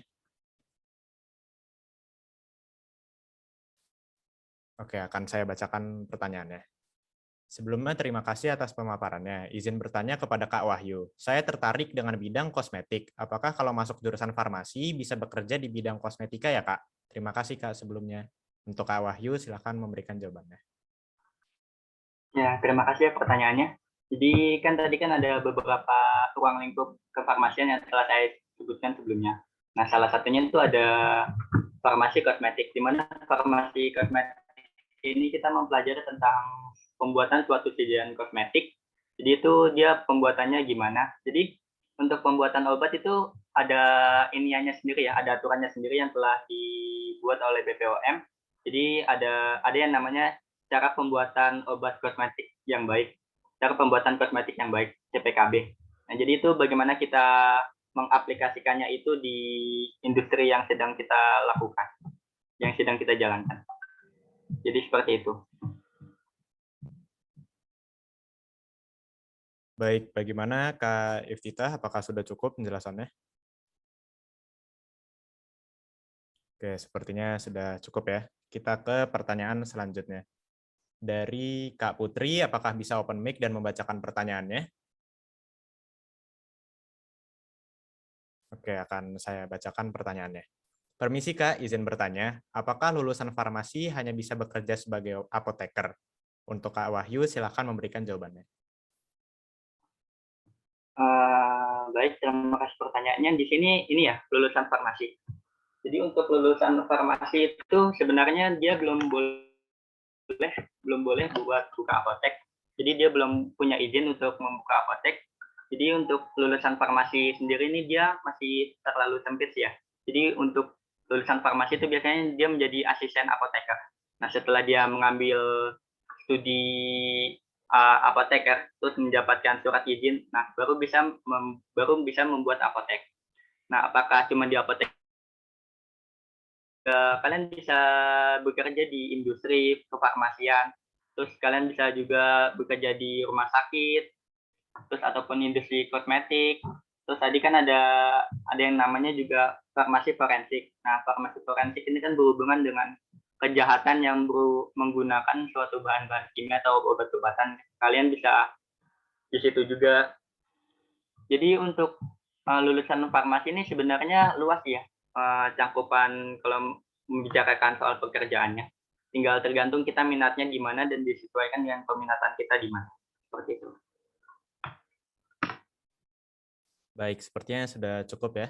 Kita ke pertanyaan selanjutnya. Dari Kak Nadia. Bagaimana Kak Nadia, apakah bisa open mic dan membacakan pertanyaannya? Ya, izin bertanya ya Kak. Jika mengonsumsi obat tidur ketika tidak bisa tidur, tetapi hanya digunakan ketika tidak bisa tidur saja, itu ada efek sampingnya ya nggak? Ya tidak, Kak. Baik, untuk Kak Wahyu, silahkan memberikan jawabannya. Untuk efek sampingnya biasanya sih kalau untuk aktivitas tubuh itu jarang berdampak langsung dengan aktivitas obat tersebut. Biasanya kalau misalkan aktivitas tubuh itu dia kan kalau misalkan kita berolahraga, pasti kan nanti kan aliran darah kita cepat kan. Nah, di aliran darah kita cepat berarti nanti distribusi obat dari ke seluruh tubuh kan karena menggunakan plasma darah. Jadi dia ikut cepat. Kalau misalkan tadi sambil tidur ya, kalau tidur kan berarti aktivitas tubuhnya nggak sebanyak yang biasanya. Jadi mungkin untuk efeknya sendiri itu mungkin dia ini ya efek mungkin efek terapi yang bakal ditimbulkan itu misalkan menimbulkan efek-efek samping seperti kayak toksisitas itu biasanya jika kita menggunakan suatu obat dengan obat lain yang dimana itu dia bisa bereaksi toksik seperti itu. Bagaimana Kak Nadia? Apakah sudah cukup penjelasannya? Ya, thank you, Kak. Baik, kita ke pertanyaan selanjutnya. Dari Kak Andi. Untuk Kak Andi, apakah bisa open mic dan membacakan pertanyaannya? Baik, terima kasih Kak. Sebelumnya untuk kesempatannya, saya ingin bertanya mengenai tips dan trik untuk masuk ke farmasi. Apakah ada trik khususnya atau kita harus ngapain supaya bisa keterima di farmasi? Terima kasih Kak. Ya. Baik, untuk Kak Wahyu silakan memberikan jawabannya. Ya, makasih buat pertanyaannya. Jadi tips and trick untuk masuk ke farmasi. Untuk yang pertama sih ini sudah pasti kita harus belajar sih ya. Jadi kita harus belajar buat ujiannya. Jadi untuk kan nanti kan sebelum kita masuk ke univ kan kita harus ujian dulu kan. Nah itu kita harus belajar. Nah untuk persiapannya sendiri mungkin kalian bisa mempelajari materi-materi kimia karena ke farmasi sendiri kan berhubungan langsung dengan kimia sih ya. Walaupun nanti kalian di semester 1 tetap diajarin kok kayak materi-materi dasarnya kayak fisika dasar, kimia dasar gitu. Mungkin itu sih untuk persiapannya. Bagaimana Kak Nina? Apakah sudah cukup penjelasannya? Baik, cukup. Terima kasih Kak. Baik, kita ke pertanyaan selanjutnya. Untuk Kak Andi Nisa Yunizar, apakah bisa open mic dan membacakan pertanyaannya? Bisa Kak. Perkenalkan nama saya Andi Nisa Yunizar. Saya ingin bertanya, kan di dalam obat itu pasti ada beberapa efek samping, entah itu ringan atau berat. Saya ingin bertanya kenapa obat itu memiliki efek samping? Dan apa perbedaannya dari efek samping yang ringan hingga berat itu Kak? Terima kasih. Baik, untuk Kak Wahyu silahkan memberikan jawabannya. Jadi terima kasih ya buat jawabannya. Jadi saya jawab. Untuk obat sendiri buat menimbulkan efek itu kan pertama obatnya tersebut harus masuk ke dalam tubuh, diserap oleh tubuh. Setelah itu dia didistribusikan melalui aliran darah. Nah, setelah didistribusikan aliran darah, yaitu didistribusikan ke tempat yang diinginkan reseptornya. Jadi di dalam tubuh itu ada yang namanya reseptor, di mana reseptornya itu dia spesifik dengan suatu obat. Jadi suatu obat biasanya disintesis atau dibuat itu agar dia itu spesifik ke reseptor tertentu. Nah, kenapa sih ada efek samping? Jadi untuk efek samping itu dia molekul obatnya itu dia tidak berikatan dengan reseptor yang diharapkan. Jadi dia berikatan dengan entah dia itu reseptor lain ataupun substansi tubuh yang lain, sehingga karena berikatan dengan kesalahan pengikatan tersebut, dia bakal bisa menyebabkan efek samping. Nah, cuman biasanya di ini itu kurang sering sih ya efek samping seperti itu. Kecuali penggunaannya itu setelah sesuai dengan yang dianjurkan. Untuk perbedaannya dengan yang sedang dengan hingga berat itu, ringan hingga berat, itu biasanya dari ini banyaknya obat yang salah berikatan dengan reseptor tersebut. Jadi kan suatu obat, misalkan kalian mengonsumsi paracetamol 500 mg. Nah, itu yang biasanya dia yang bekerja di tubuh itu nggak sepenuhnya 500 mg itu nggak sepenuhnya berefek bagi tubuh kita. Jadi ada yang pas waktu kita konsumsi itu udah metabolisme duluan, udah menjadi inaktif duluan. Jadi dia nggak aktif terus diekskresi oleh tubuh. Nah, ada juga yang berkaitan dengan protein. Nah, untuk obat-obat yang berkaitan dengan protein dia biasanya menjadi tidak aktif. Terus ada juga obat bebas. Obat bebas itu obat yang nggak berkaitan dengan apa-apa di plasma darah. Jadi obatnya itu bebas. Jadi dia ikut terdistribusi terus berikatan dengan reseptor. Terus untuk obat-obat yang protein tadi, mengikat oleh protein tadi, nanti dia ikatannya bersifat irreversible, jadi nggak mengikat terus, jadi nanti lama-kelamaan ikatannya bakal lepas. Nah, itulah yang mengakibatkan kadar obat di dalam tubuh itu biasanya konstan ya. Nah, karena ikatan tersebut, jadi kadarnya bisa terjaga biar dia itu nggak melebihi rentang terapinya. Terus ada juga yang berkaitan dengan substansi yang tidak kita inginkan, seperti yang saya telah saya jelaskan sebelumnya. Jadi untuk tingkatan efeknya sendiri itu mengenai banyaknya obat yang telah berkaitan terhadap substansi tersebut. Seperti itu. Apakah sudah menjawab? Baik, Kak. Terima kasih. Baik, kita ke pertanyaan selanjutnya dari Kak Saka. Untuk Kak Saka, apakah bisa open mic dan membacakan pertanyaannya? Oke, akan saya bacakan ya pertanyaannya. Permisi Kak, mau bertanya, sebenarnya farmakognosi dengan farmasi herbal itu materi yang sama atau berbeda ya Kak? Terima kasih Kak. Untuk Kak Wahyu, silahkan memberikan jawabannya. Ya, terima kasih buat pertanyaannya. Jadi farmakognosi dengan farmasi herbal itu sebenarnya sama. Jadi di farmakognosi itu dia mempelajari tentang bahan-bahan tumbuhan yang mana dia itu memiliki potensi untuk dijadikan bahan pengobatan, sama seperti farmasi herbal. Jadi itu cuma nama lainnya aja. Seperti itu. Baik, sepertinya sudah cukup ya. Untuk ke pertanyaan selanjutnya dari Kak Sebastian. Untuk Kak Sebastian, apakah bisa open mic dan membacakan pertanyaannya? Bisa, Kak. Perkenalkan, nama saya Sebastian Nicholas Sambuaga. Saya izin bertanya, seperti apa sih prospek kerja di masa mendatang untuk lulusan farmasi? Terima kasih. Untuk Kak Wahyu Karisma, silakan memberikan jawabannya. Baik, terima kasih buat pertanyaannya. Jadi pertanyaannya ini udah dibahas sebelumnya ya, mengenai prospek kerja. Jadi untuk prospek kerja lulusan farmasi, ini S1 farmasi dulu ya. Jadi sebenarnya untuk lulusan S1 farmasi itu cukup luas, cuman masih kurang luas. Jadi kalau saya sarankan, untuk setelah lulus farmasi itu bisa mengambil apoteker, profesi apoteker, di mana nanti kalau misalkan udah dapat profesi apoteker, nanti kalian lebih luas dalam prospek kerjanya. Jadi untuk prospek kerjanya itu kalian bisa di industri farmasi, di industri obat-obatan seperti itu, juga bisa di klinik, ataupun di apotek komunitas gitu. Atau mungkin kalian tertarik dengan kosmetik, kalian bisa di ini apa sih namanya, di pabrik kosmetik. Terus kalau kan juga ada farmasi kelautan, lingkungan, veteriner, atau farmakoekonomi, di mana dia itu memiliki prospek kerjanya masing-masing.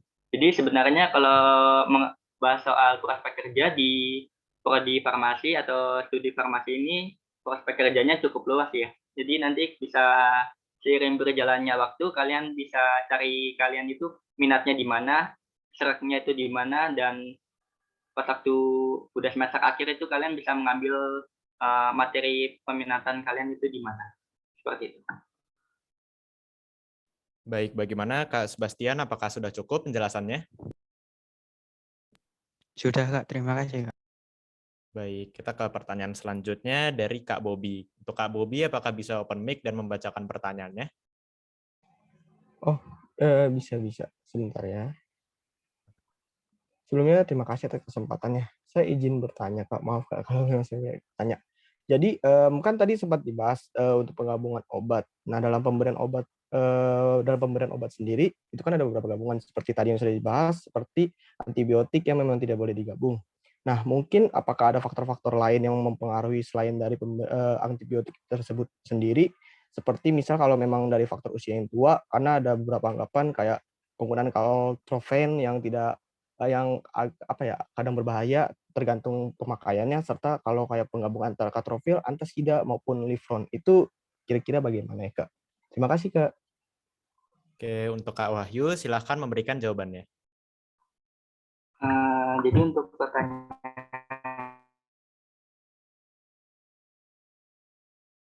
dari Kak Bobi ini termasuk dalam beberapa aspek ya.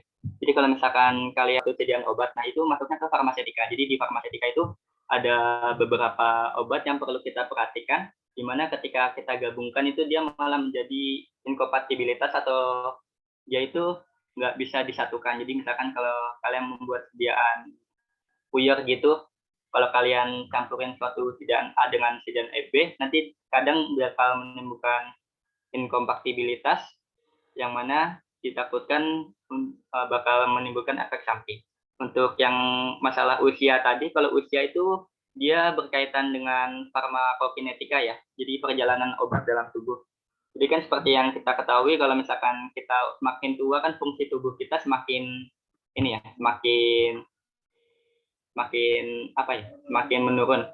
Nah, jadi untuk proses mulai dari absorpsinya, metabolisme, distribusinya, metabolismenya, dan ekskresinya itu mulai berkurang. Contohnya itu pada ginjal. Jadi kan ginjal kan berfungsi buat mengeliminasi, mengeluarkan obat dari dalam tubuh.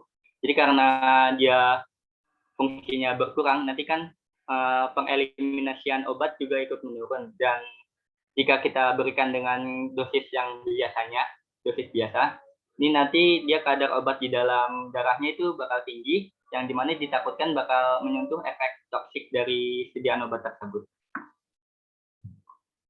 Bagaimana, Kak?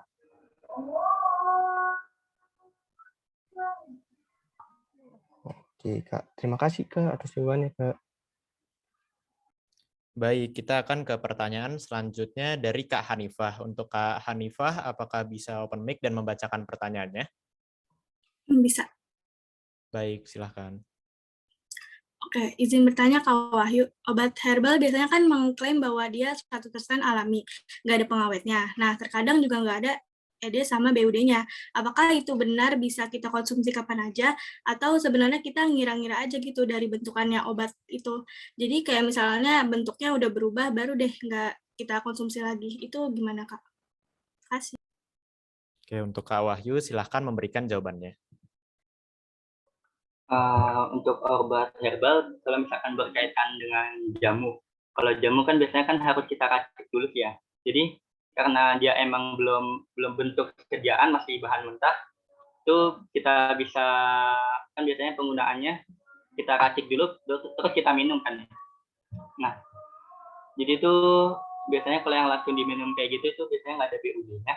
Sedangkan untuk sediaan-sediaan yang bentuk langsung jadinya itu biasanya emang ditambahin bahan pengawet, tapi mungkin pengawetnya pengawet alami. Ya. Jadi bahan-bahan tersebut bisa berguna sebagai pengawet alami. Jadi contohnya itu kayak kayu tahui, ED-nya kan biasanya nggak ada, harusnya ada ED-nya. Kalau misalkan nggak ada, ya kita bisa lihat dulu dari fisiknya. Jadi kalau misalkan bentuknya masih bagus, baunya masih bagus, rasanya masih enak, itu insya Allah masih bisa kita minum. Oke, terima kasih, Kak. Baik, kita ke pertanyaan selanjutnya. Untuk Kak Alexandra, apakah bisa open mic dan membacakan pertanyaannya? Oke, bisa. Sebelumnya, terima kasih atas kesempatannya. Kak Rehan, aku izin bertanya kepada Kak Wahyu. Kan kalau kita minum obat antibiotik, biasanya kayak ada jamnya gitu ya, Kak. Contoh kayak 8 jam sekali atau sehari 3 kali gitu. Nah, kalau misalkan kita lupa itu kan biasanya disuruh ngulang lagi ya, Kak, siklusnya. Kayak misalkan orang minum obat TBC, terus kayak kelupaan, terus benar-benar disuruh ngulang dari awal gitu kan, Kak. Itu kira-kira kalau misalkan permasalahan yang lupa itu berulang terus, badan kita bisa kebal nggak sih Kak sama obat itu? Terus kayak kita harus minum obat yang kadarnya lebih tinggi atau itu nggak ada akibatnya atau nggak ada faktor lainnya? Atau misalkan ada faktor lainnya selain yang kita mesti minum obat yang kadarnya lebih tinggi gitu Kak? Makasih. Baik, untuk Kak Wahyu, silahkan memberikan jawabannya. Baik, terima kasih pertanyaannya. Jadi sebelumnya saya jelaskan dulu ya ke pembagian minum obat. Jadi kalau misalkan kalian dikasih tahu minum obatnya 3 hari sekali, itu enggak minumnya itu enggak pagi, siang, dan malam. Jadi misalkan minumnya 3 hari sekali. Jadi kan 1 hari kan 24 jam. Nah 24 jam itu kita bagi 3. Jadi kan dibagi 3, setelah itu baru kita dapatin rentang penggunaan obatnya itu berapa lama. Jadi setelah misalkan 8 jam. Nah, berarti setiap 8 jam kita harus minum sekali. Nah, terus masalah siklus ini kalau misalkan kelupaan terus harus diulang itu nanti efeknya itu ke resistensi dari penyakit yang ada di dalam tubuh kita. Jadi misalkan antibiotik ya. Antibiotik kalau kan antibiotik harus dikonsumsi sampai habis. Tujuannya itu biar bakteri yang ada di tubuh kita itu bisa mati sepenuhnya. Nah, kalau misalkan kita penggunaannya itu nggak sesuai ataupun ada lupa-lupanya, nah ditakutkan itu nanti dia bakal resistensi, dia bakal kebal terhadap obat tersebut, yang mana karena dia udah kebal kan, jadi udah nggak efek lagi dikasihin dengan dosis sekian.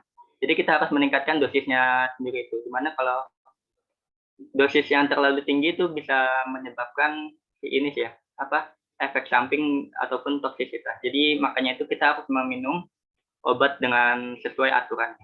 Jadi nggak boleh lupa-lupa ya. Terima kasih banyak Kak. Baik, kita ke pertanyaan selanjutnya. Untuk Kak M. Raffi, apakah bisa open mic dan membacakan pertanyaannya? Oke, akan saya bacakan pertanyaannya. Kak, izin bertanya. Saya pernah dengar kalau di universitas itu membedah mencit. Kenapa harus mencit, Kak? Terima kasih sebelumnya. Untuk Kak Wahyu, silahkan memberikan jawabannya. Baik, jadi ini soal mencit ya. Jadi kenapa sih harus mencit? Karena penggunaan mencit itu didasari oleh beberapa hal. Yang pertama itu karena mencit emang pertumbuhannya cepat. Jadi misalkan kita gunakan sebagai bahan uji coba, sebagai kelinci percobaan itu, kalau misalkan mati itu dia nggak bakal mengurangi populasinya, karena tikus atau mencit sendiri itu dia pertumbuhannya sangat cepat. Selanjutnya itu mengenai organ-organnya. Jadi untuk organ-organ yang dimiliki mencit itu dia memiliki bentuk organ yang kurang lebih sama seperti manusia. Jadi kayak susunannya itu kurang lebih sama seperti manusia. Untuk mencit sendiri bisa kita gunakan sebagai bahan uji atau kelinci percobaan karena bentuk organnya sama, pasti kan kita bisa dapetin kayak pandangan kalau misalkan digunain di orang itu gimana, seperti itu. Itulah kenapa alasannya kita menggunakan mencit. Terus ada juga mencit itu kan terbagi menjadi beberapa ras ya. Nah, yang biasanya kita gunain itu yang galur Wistar. Dia mencitnya aktif, sangat aktif. Jadi itu dia bakal lari-lari si mencitnya ini. Karena kan kita biasanya juga melihat aktivitas dari suatu obat. Jadi misalkan obatnya tersebut membuat misalkan obat bius gitu. Nah, nanti kan karena mencitnya ini aktif kan ya. Jadi nanti setelah dikasih bius itu kita lihat apakah obat tersebut berefek atau enggak. Jadi kita lihat aktivitas dari mencitnya tersebut. Terima kasih. Bagaimana Kak Raffi, apakah sudah cukup penjelasannya? Oke, sepertinya sudah cukup ya. Ke pertanyaan selanjutnya, untuk Kak Christoffel, apakah bisa open mic dan membacakan pertanyaannya? Bisa Kak. Ya. Kak, izin bertanya, apakah ilmu farmasi ini ada hubungannya atau berhubungan dengan biokimia? Jikalau ada, bagaimana hubungan farmasi dengan biokimia dan gimana penerapan penggabungan antara biokimia sama farmasi ini bagi manusia atau bahkan makhluk hidup gitu kayak tumbuhan dan hewan. Itu sih Kak. Apa sih sebenarnya? Untuk Kak Wahyu, silahkan memberikan jawabannya. Oke, jadi soal biokimia ya. Jadi biokimia ini emang erat hubungannya dengan farmasi. Karena kalau biokimia kan mempelajari tentang efek dari kimia terhadap suatu biologis kan yang fungsi biologis. Nah ini kan kita di farmasi kan juga mempelajari suatu efek obat-obatan yang mana dia itu obat kimia atau senyawa kimia terhadap fungsi fisiologis dari suatu makhluk hidup. Jadi untuk kaitannya sendiri dia berkaitan erat karena emang itu di bidangnya farmasi, ruang lingkupnya. Seperti itu. Cukup. Bagaimana Kak Christopher, apakah sudah cukup penjelasannya? Sudah Kak, sudah cukup penjelasannya. Terima kasih banyak ya Kak atas penjelasannya. Baik, sama-sama. Karena waktu sudah tidak memungkinkan untuk melanjutkan sesi tanya-jawab, maka sesi tanya-jawab ini saya tutup. Terima kasih banyak kepada teman-teman yang sudah mau bertanya. Untuk pertanyaan teman-teman yang belum bisa terjawab, akan dijawab melalui link handout yang akan dikirimkan bersamaan dengan e-sertifikat ke email masing-masing. Setelah ini, ada pesan-pesan dari Voska nih. Untuk kakak-kakak dari Voska, dipersilahkan. Oke, terima kasih. Izin share screen dulu ya. Oke, apakah udah kelihatan? Sudah muncul, Kak. Oke. Sebentar. Halo, selamat siang semuanya. Jadi ada kabar baik nih dari Voska buat kalian yang masih kelas 10 dan kelas 11 SMA khususnya di wilayah Jabodetabek. Buat kalian yang berminat untuk mengikuti menjadi pengurus Voska Angkatan 16, Voska lagi ngadain rekrutmen terbuka nih buat calon pengurus Voska Angkatan 16 tahun periode 2022. Buat kalian yang berminat menjadi pengurus Voska Angkatan 16, kalian bisa banget cek informasi lebih lengkapnya di Instagram Voska @kirvoska atau di website-nya Voska, kirvoska.com. Kalian bisa lihat tata cara pendaftaran, alur pendaftaran, buku petunjuk, dan juga di sana ada link G-Form untuk kalian mendaftar. Atau langsung aja nih, klik link pendaftaran di kirvoska.com/sscpf. Nah, ayo daftarkan diri kalian menjadi pengurus Voska angkatan selanjutnya, karena ada banyak banget benefit yang kalian bisa banget dapetin di sini. Jadi, tunggu apa lagi? Jangan lupa daftar ya, karena batas pendaftarannya hanya sampai tanggal 4 November 2021. Kami tunggu kehadirannya ya, teman-teman. Terima kasih. Sekian informasi dari kami. Saya kembalikan ke moderator. Baik, terima kasih Kak Hanifah atas infonya. Selanjutnya, kita akan melakukan dokumentasi. Kepada admin, dipersilahkan. Sebelumnya saya ingin berterima kasih kepada moderator yang sudah mempersiapkan saya untuk mendokumentasikan acara ini. Nah, webinar ini terbagi menjadi 7 slide. Dimohon kepada semua peserta untuk menyalakan kamera masing-masing.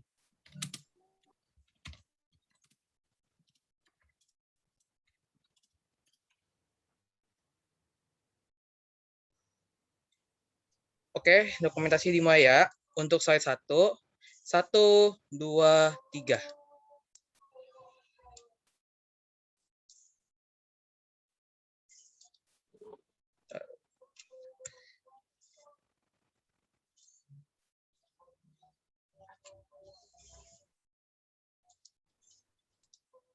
Untuk slide 2, 1, 2, 3.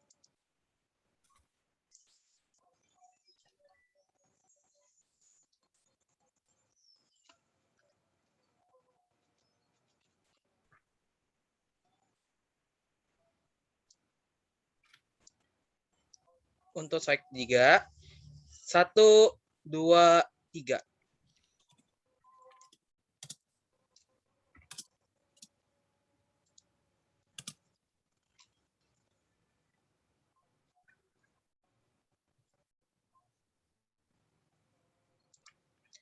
Untuk slide 4, 1, 2, 3.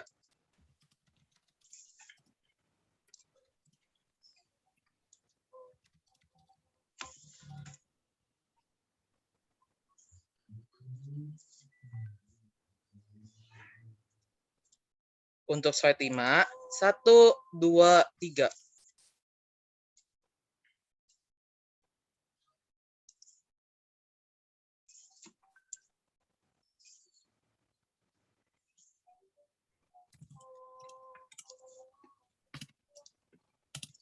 Untuk slide ke-6, 1, 2.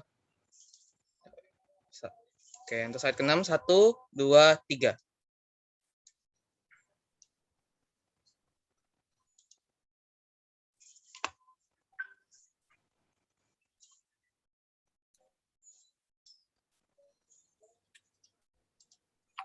Dan untuk slide terakhir, 1, 2, 3.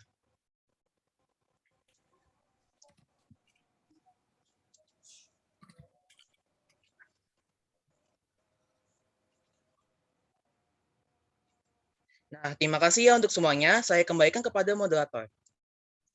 Baik, terima kasih admin yang telah mendokumentasi acara kita pada siang hari ini. Acara selanjutnya adalah kata penutupan. Kata penutup yang pertama akan disampaikan oleh Ketua Pelaksana Science Class. Kepada Kak Gracia Kaila, dipersilahkan. Ya, terima kasih kepada moderator. Sebelumnya, Assalamualaikum warahmatullahi wabarakatuh. Shalom, Om Swastiastu, Namo Buddhaya, salam kebajikan bagi kita semua. Yang terhormat, Bapak Kepala Sekolah SMA Negeri 55 Jakarta, yang diwakilkan oleh Kepala SMA Negeri 55 Jakarta, Bapak Dr. Andes Azari MPD. Yang terhormat, Kak Muhammad Ananda Reza Kurniawan, selaku Pembina Foska 15. Yang saya hormati, Kak Bobi Marcel, selaku Ketua Umum Foska 15. Yang saya hormati, Kak Raffi Suryo, selaku Ketua KIR SMA Negeri 55 Jakarta. Dan juga yang saya hormati dan saya banggakan, para peserta dan panitia Science Class pada pagi hari ini. Selamat pagi menjelang siang semuanya. Terima kasih atas partisipan dari kegiatan hari ini. Tidak lupa juga kita bersyukur kepada Tuhan Yang Maha Esa, karena berkatnya acara hari ini berjalan dengan lancar. Dan juga saya ingin mengucapkan terima kasih banyak kepada Kak Wahyu Karisma, karena telah memaparkan materi untuk memberikan ilmu kepada kita semua. Tidak lupa juga saya mengucapkan terima kasih kepada para peserta yang sudah mengikuti kegiatan Science Class pada hari ini dari awal hingga akhir acara. Semoga dengan adanya kegiatan ini dan juga dengan adanya materi yang disampaikan pada pagi hari ini dapat menambah ilmu kalian dalam bidang farmasi. Sekian dari saya. Apabila ada kesalahan dalam acara kali ini, saya mohon maaf yang sebesar-besarnya. Kurang lebihnya mohon maaf. Wassalamualaikum warahmatullahi wabarakatuh. Waalaikumsalam warahmatullahi wabarakatuh. Terima kasih Kak Gracia Kaila atas kata penutup yang diberikan. Selanjutnya, kata penutup oleh Ketua KIR SMA Negeri 55 Jakarta, kepada Kak Raffi Suryo Saputro, dipersilahkan. Baik, terima kasih kepada moderator atas kesempatannya. Assalamualaikum warahmatullahi wabarakatuh. Salam Om Swastiastu, Namo Buddhaya, salam kebajikan, dan salam sejahtera bagi kita semua. Yang terhormat Bapak Kepala SMA 55 Jakarta, yang pada kesempatan kali ini diwakilkan oleh Bapak Dr. Andes Azari selaku Wakil Kepala Sekolah Bidang Kesiswaan. Yang kami hormati Pembina Foska, Kak Muhammad Ananda Reza Kurniawan, dan yang kami hormati Ketua Foska 15, Kak Bobi Marcel. Yang kami hormati pula Ketua Pelaksana Acara, Kak Gracia Kaila Sujarwadi, dan teman-teman semua yang saya banggakan. Pertama-tama kita panjatkan puji dan syukur pada Allah Tuhan Yang Maha Esa, karena dengan berkat dan rahmat serta karunia-Nya kita masih tetap bisa melanjutkan acara ini hingga selesai dalam keadaan sehat walafiat. Hadirin yang saya banggakan, izinkan saya sebagai Ketua KIR SMA 55 Jakarta menyampaikan kata-kata penutup saya pada acara hari ini. Sebelumnya, saya juga berterima kasih kepada para peserta yang masih tetap mengikuti acara ini, serta saya juga terus berterima kasih kepada panitia dan pihak-pihak yang terkait yang terus mengawal dan membantu acara ini hingga saat ini. Alhamdulillah, seluruh rangkaian acara kita telah kita lewati. Selaku pemateri pada Science Class Farmasi kali ini, atas ilmunya yang telah disampaikan kepada kita semua. Dan juga saya berterima kasih kepada teman-teman yang sudah bertanya. Saya berharap ilmu farmasi yang disampaikan pada hari ini bisa diserap dengan baik dan bisa bermanfaat pada kehidupan kita sehari-hari. Hari yang berbahagia, kami mohon maaf apabila ada kesalahan dan kekurangan yang terjadi selama acara berlangsung, baik yang disengaja maupun yang tidak disengaja. Demikian kata penutup yang bisa saya sampaikan. Mohon maaf jika ada kata-kata yang menyinggung hati teman-teman semua. Akhir kata, wassalamualaikum warahmatullahi wabarakatuh. Waalaikumsalam warahmatullahi wabarakatuh. Terima kasih Kak Raffi Suryo Saputro atas kata penutup yang diberikan. Selanjutnya, kata penutup oleh Ketua Umum Foska kepada Kak Bobby Marshall, saya persilahkan. Oke, sebelumnya terima kasih atas kesempatannya. Izinkan saya untuk mengucapkan salam. Assalamualaikum warahmatullahi wabarakatuh. Shalom, Om Swastiastu, Namo Buddhaya, salam kebajikan bagi kita semua. Sebelumnya, yang terhormat kepada Bapak Kepala Sekolah SMN 55 Jakarta, yang pada kesempatan kali ini diwakili oleh Wakil Kepala Sekolah Bidang Kesiswaan, Bapak Dr. Andes Ashari MPD, yang saya hormati Bapak Iman Santoso selaku Pembina KIR SMN 55 Jakarta, serta yang saya hormati Kak Ananda Risa selaku Pembina Foska Angkatan 15, yang saya hormati Kak Raffi Suryo, suaranya kecil banget. KIR SMN 55 Jakarta, yang saya hormati Kak Gracia Kayla selaku Ketua Pelaksana kegiatan pada pagi hari ini, serta yang saya hormati dan saya banggakan kepada seluruh partisipan yang hadir pada kegiatan pagi hari ini. Selamat pagi menjelang siang, salam sejahtera bagi kita semua. Pastinya marilah kita senantiasa bersyukur kepada Tuhan Yang Maha Esa, karena atas berkat dan karunia-Nya kita telah mengikuti kegiatan ini secara bersama-sama dari awal hingga selesai. Puji syukur seluruh rangkaian acara pada pagi hari ini telah berjalan. Saya ingin mengucapkan terima kasih banyak kepada yang terhormat Kak Wahyu Karisma selaku narasumber kita pada kegiatan pagi hari ini yang telah bersedia dan meluangkan waktunya dalam mengisi kegiatan pada pagi hari ini, serta kepada seluruh peserta yang telah mengikuti kegiatan ini dari pagi hingga siang saat ini. Tak lupa juga kepada yang saya banggakan kepada para panitia dan para pihak terkait yang telah meluangkan waktunya untuk menyiapkan serta menyukseskan pelaksanaan kita pada pagi hari ini. Nah, harapan besar kami, semoga kegiatan pada pagi hari ini dapat bermanfaat bagi para teman-teman yang memang tertarik pada bidang farmasi, serta apabila dalam pelaksanaan kegiatan tadi pagi hingga sekarang terdapat banyak kekurangan, baik ini disengaja maupun tidak disengaja, mohon dimaafkan karena bagaimanapun kami selaku panitia pasti tidak akan luput dari kesalahan. Kurang lebih seperti itu saja dari saya, kurang lebih mohon maaf. Semoga acara pada pagi hari ini dapat bermanfaat dan kalian dapat mendapatkan ilmu yang sekiranya dapat bermanfaat. Akhir kata, saya ucapkan wassalamualaikum warahmatullahi wabarakatuh. Shalom, Om Santi Santi Santi Om. Namo Buddhaya, sekian, terima kasih. Terima kasih Kak Bobby Marshall atas kata penutup yang diberikan. Selanjutnya, kata penutup dari pembina KIR SMA Negeri 55 Jakarta kepada Bapak Iman Santoso, dipersilahkan. Baik, terima kasih. Bismillahirrahmanirrahim. Assalamualaikum warahmatullahi wabarakatuh. Waalaikumsalam warahmatullahi wabarakatuh. Suara saya kedengar ya? Saya tidak mendengar jelas suara kalian tadi di mobil karena ada kegiatan kelas 12. Jadi sekali lagi saya mohon maaf tidak bisa mengikuti di awal pembukaan. Dan saya ucapkan terima kasih kepada Pak Wahyu sebagai pemateri. Saya mengikuti dari awalnya materi itu disampaikan dan luar biasa. Saya ucapkan terima kasih mewakili sekolah. Dan mudah-mudahan anakku sekalian, khususnya anak SMA 55, bisa mengambil pelajaran dari materi yang tadi disampaikan. Dan saya berharap tidak berhenti di kegiatan kali ini. Kalian harus bisa mengeksplor pengetahuan yang kalian miliki, informasi awal dari yang tadi disampaikan oleh pemateri. Begitupun kalian harus membuka diri dan membuka pikiran untuk mencari informasi-informasi sehingga komunitas kalian di KIR SMA Negeri 55 itu bisa berkembang dan tentunya ada hasil yang bisa kalian wujudkan itu. Sekali lagi saya selaku pembina KIR SMA Negeri 55 mohon maaf karena ada kegiatan yang bentrok dengan kegiatan hari ini dan alhamdulillah Pak Ajari tadi sudah membuka mewakili sekolah sehubungan dengan kepala sekolah lagi kurang sehat. Sehingga saya atas nama sekolah sekali lagi mengucapkan banyak terima kasih kepada tim KIR SMA 55 yang sudah membawakan kegiatan hari ini. Dan kurang lebihnya mohon maaf, saya kira cukup dari saya ya. Mudah-mudahan ke depan sukses buat kalian semua untuk mengadakan kegiatan-kegiatan yang bisa mendukung wawasan kalian dan pengetahuan kalian untuk ke depannya. Sekian dari saya dengan mengucapkan syukur pada Allah Subhanahu wa taala. Alhamdulillah kegiatan hari ini berjalan dengan baik dan lancar. Dan terima kasih kepada Pak Menteri yang sudah menjawab begitu baik setiap pertanyaan-pertanyaan yang dilontarkan oleh peserta kegiatan kali ini.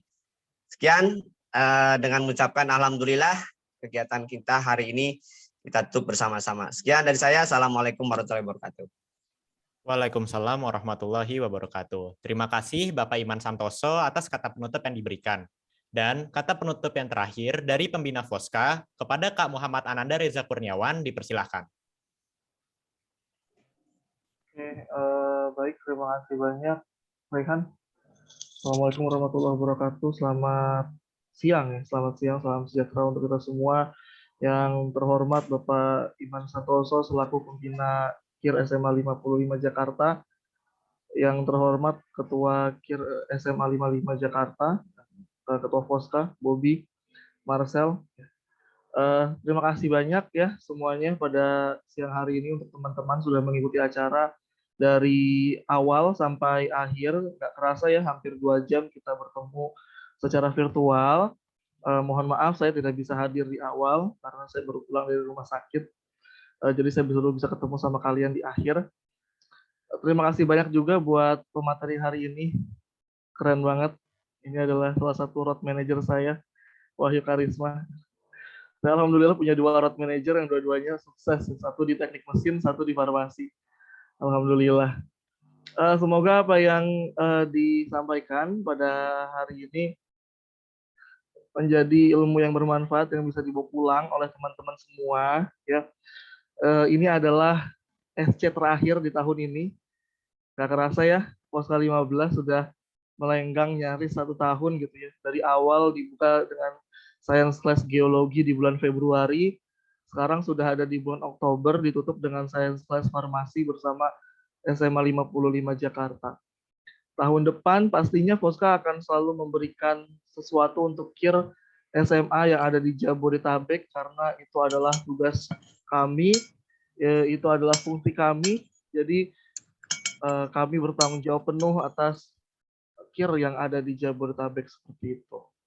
Waktunya untuk teman-teman semua sekarang yang berada di kelas 10 dan kelas 11 untuk menggantikan para kakak-kakaknya yang sudah akan lengser di bulan Desember nanti. Silahkan mendaftar sebagai pengurus Foska karena tidak akan ada yang sia-sia ketika kalian menjadi pengurus Foska. Luar biasa. Yang pasti pengalamannya bakal nggak akan ternilai gitu ya, priceless gitu ya. Sekali lagi terima kasih banyak, saya akhiri ya pertemuan kita pada siang hari ini. Kurang lebihnya mohon maaf, saya selaku pembina ya mohon maaf sekali atas kekurangan pada acara pada siang hari ini. Terima kasih. Assalamualaikum warahmatullahi wabarakatuh. Selamat siang, salam sejahtera. Terima kasih Kak Muhammad Ananda Reza Kurniawan atas kata penutup yang diberikan. Sudah sampailah kita di penghujung acara. Semoga materi yang kita dapatkan hari ini dapat bermanfaat dan menambah pengetahuan kita semua. Saya mewakili seluruh panitia yang bertugas pada acara Science Class Farmasi yang berjudul Get to Know About Pharmacy, mengucapkan terima kasih kepada Kak Wahyu Karisma atas keluangan waktunya dan materi yang telah disampaikan kepada kami. Kami juga mengucapkan terima kasih kepada para peserta yang telah menyempatkan waktunya untuk mengikuti kegiatan Science Class Farmasi hari ini. Tak lupa, kami juga mengucapkan mohon maaf bila selama acara berlangsung terdapat kendala dan kesalahan dalam bertutur kata ataupun bertindak. Terima kasih atas perhatiannya dan kehadirannya di room ini.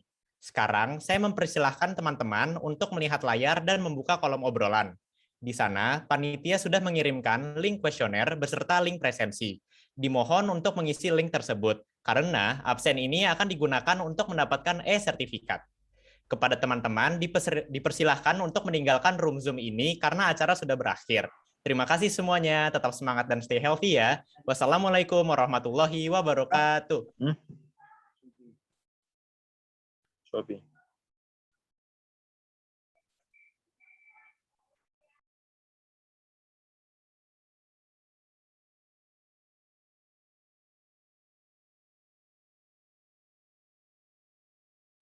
kasih Kak.